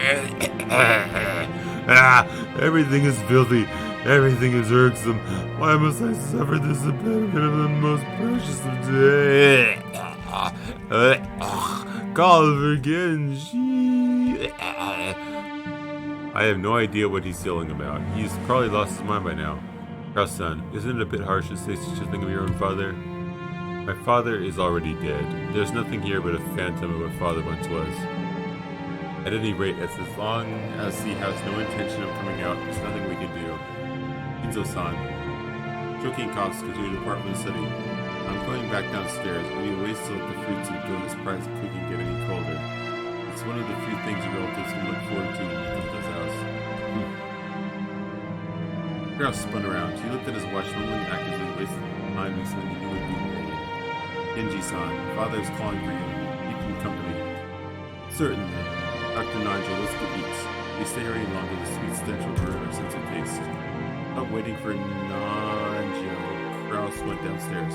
Genji urged Nanjo to go and eat. Nanji glanced between the study door and Kraus's back as the latter disappeared downstairs in light on a deep sigh. Sorry, Genji-san, please let me lose some hands. It's presumed to me. You can avoid being not wrong. Let's have it as far as you felt the break. Did you not hear yet? Who dares keep Genji going? Where's Genji going? Genji! Please let me handle the situation here. Very well. Forgive me. Nanjo bowed silently and descended the stairs. Genji watched him leave and knocked on the study door. Master, it is Genji. Genji, why have you kept me waiting so long? You're alone, I trust. Correct. I am alone. Ginzo returned to his seat and said he impressed an old-fashioned switch on the table. After a small delay, the heavy sound of the door unlocking could be heard. Ginzo was convinced that someone wanted to mess his study, or perhaps someone was opening the window for some air and scattering some things from portions of research materials. Leaving him in a terrible mood, Kinsey had outfitted his room with a formidable lock, preventing anyone from entering without permission, and thereby sealing himself in a jail of his own making. Genji, who he trusted the most, was relatively free to enter the room, but even that didn't always hold. If Genji was in a bad mood, Genji would go angry. Anyone else would be holding the conversation before and received Kinsey's face most of the time what they got could hardly consider a conversation. Or is it just trouble with his family, which, after all, wasn't worth the evidence service the eating really had to do supposed to look the rest of his research. Taking advantage of his particular knowledge of the isolation, but his care entirely into the cares of his servants. Genji, my usual, I'm busy. Yes, sir. Genji headed to a corner of the study. There's suspicious looking bottles of wasn't bedroom with clothes on display. They were actually liquor, but considering the shady absence of nasty poison. Beside the study, the mysterious collection of books gathered by Ginzo grew to a man. They were bizarre Asian urban books, all of them forbidden and cursed or sealed. But if you tried to call them old books, Ginzo would fly into a rage and say, call them grimoires. There were also many mysterious objects that presumably held some esteem with regards to black magic, like candles suspiciously melted and molded into strange shapes. The constellations drawn on a certain celestial globe between quite a few shapes that would draw puzzled looks from near familiar with the night sky. The curiously strewn about books contain many illustrations, all of them of a religious or mysterious nature, including some depicting demonically grotesque subjects or bizarre diagrams of various magic circles. And above all, a sweet poison smell filled the room, profoundly assaulting the eyes and noses of those who entered for the first time. Eventually, it must surely make a person go numb and lose their grip on reality. Inside that study, Genji prepared Kinzo's usual drink with a well-trained hand. No one would even think of connecting such an ominous dark green liquid in that complex and ornate glass unless someone first told them it was alcohol. He poured a little into the glass, then he placed a cube of sugar in a sugar glass tube and placed the water. Then he was straight up from the water. And then she had a original version, but fine-tuning his taste. There was no recipe. It's just measured only by consuming swings when he drank it and had only to get it. Genji placed the glass on his tray and walked over to Kinzo. By this time, Kinzo was gazing out the window. Here, master. Thank you. Kinzo had regained his composure and was now unrecognizable as the shouting stream he only met a few months ago. Looking at this man from behind as he tilted his glass and gazed down at the scenery below the window, he projected a sense of dignity and intelligence. To allow Ginzo to sit for another time, Genji emotionally waited behind Ginzo and looked as though he were in the sideboard. Then, without averting his left window, Ginzo hit over the glass. His only mouth for remaining. It was not a gesture intended to set up on the train, but a motion to hand the glass over to Genji. Drink, my friend. Your words are too kind for me. No need for ceremony in these minutes. Drink, my friend. Thank you. Genji respectfully received the glass and inclined it a little to its contents and let it gulp it down. I attempted to imitate your concoction, but no matter how I try, I can't duplicate the taste. The way you make it is pure relish. Thank you very much. It is for your guidance, master. Ginzo smiled as little subject who refused to put aside rank even when asked to. However, he was not making fun of him. His smile was relaxed, so chuckling at a close friend's old unshakable habit. We've grown old together. I stopped counting the years long ago. It is entirely thanks to you, master, I've been able to live like this until today. Ginzo gave a great smile as receiving me flattery. Until now, you've served me exceedingly well. When it comes to eccentric, the servants that were once many have all quit fearing me. Only you serve me now. Your words are more than I deserve. My life will not last much longer. My sons are slavely waiting for my heirs to fall into their hands. Crustly fools squanders money like water, throws away too cool coins to attain one. Days of gold who claimed his earned money. Eva said the money thinks he was a rich chicken. When I die, she plans to use my bones to make a broth. I've done through it all, just wants to fool around with women. Rosa bore the baby of a man who came from nowhere, and about whom you know nothing. Jessica is incompetent, educated. Damn, George does not know what takes me, man. Battler is a throughway the honor of the achievement. Memories obscene. What the fuck? That's kind of mean. Why is your Ushiro Mia blood so competent? Is there no one worthy to inherit the glory of both? Of course, I know, it's part of Beatrice's curse, I know it. You golden witch, you're trying to take revenge against me in this way. Want to hate me, then do so. If you want to run away, then run. When we go, you belong to me. You must always be my arms all my life. You must stay in my bird cage. For all eternity, you must bring only to me, Beatrice. Why won't you smile back at me? Beatrice. After howling, Kinzo choked once again. Genji set the train glass down and smashed his back. Genji's facial expression did not change. It was always like this. Thank you, my friends. When a seemingly deranged fit subsided, Kinzo regained his composure once again.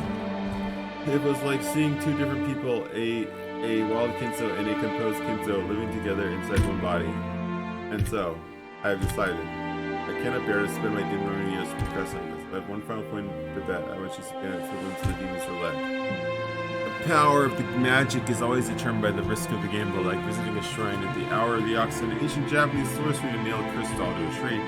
Magical powers which are specifically because of the risk will be seen within the 7 days the curse takes. The greater the risk, the stronger the magic power will be.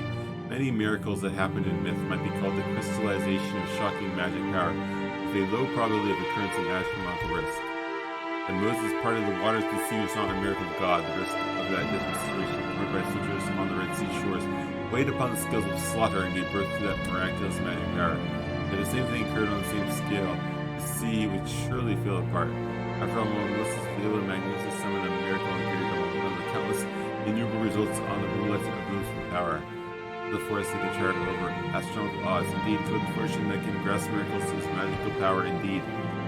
To obtain this mighty power, one must face the risk of despair. Those who possess no magical power may call that desperation rather than a bet. However, people who do truly possess magic power can grasp hold of that miracle and make the enigma come into being. Magical power exists within me. I'll seize that miracle. I'll have a chance of making the wish I devoted my life towards come true. Kinzo looked up to the sky. At the window, he spread his arms and flew someone up in the skies. If only I were capable of grasping that miracle.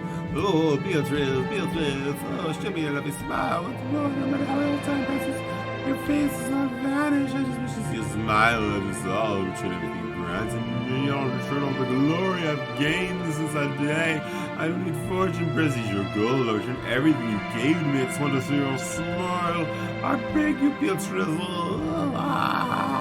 His nonsensical yells became a scream and then a wail. Kinzo slumped to the floor, tearing it with his hands. Genji had no choice but to wordlessly watch over his master's lamentation.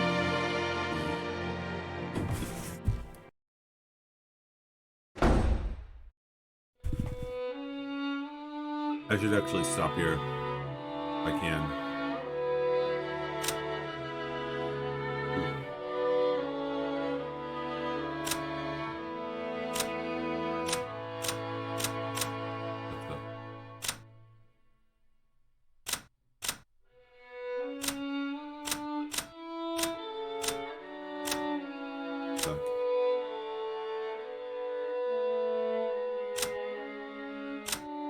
Okie doke.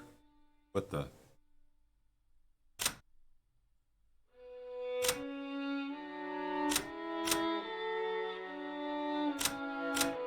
Oh. Anyway.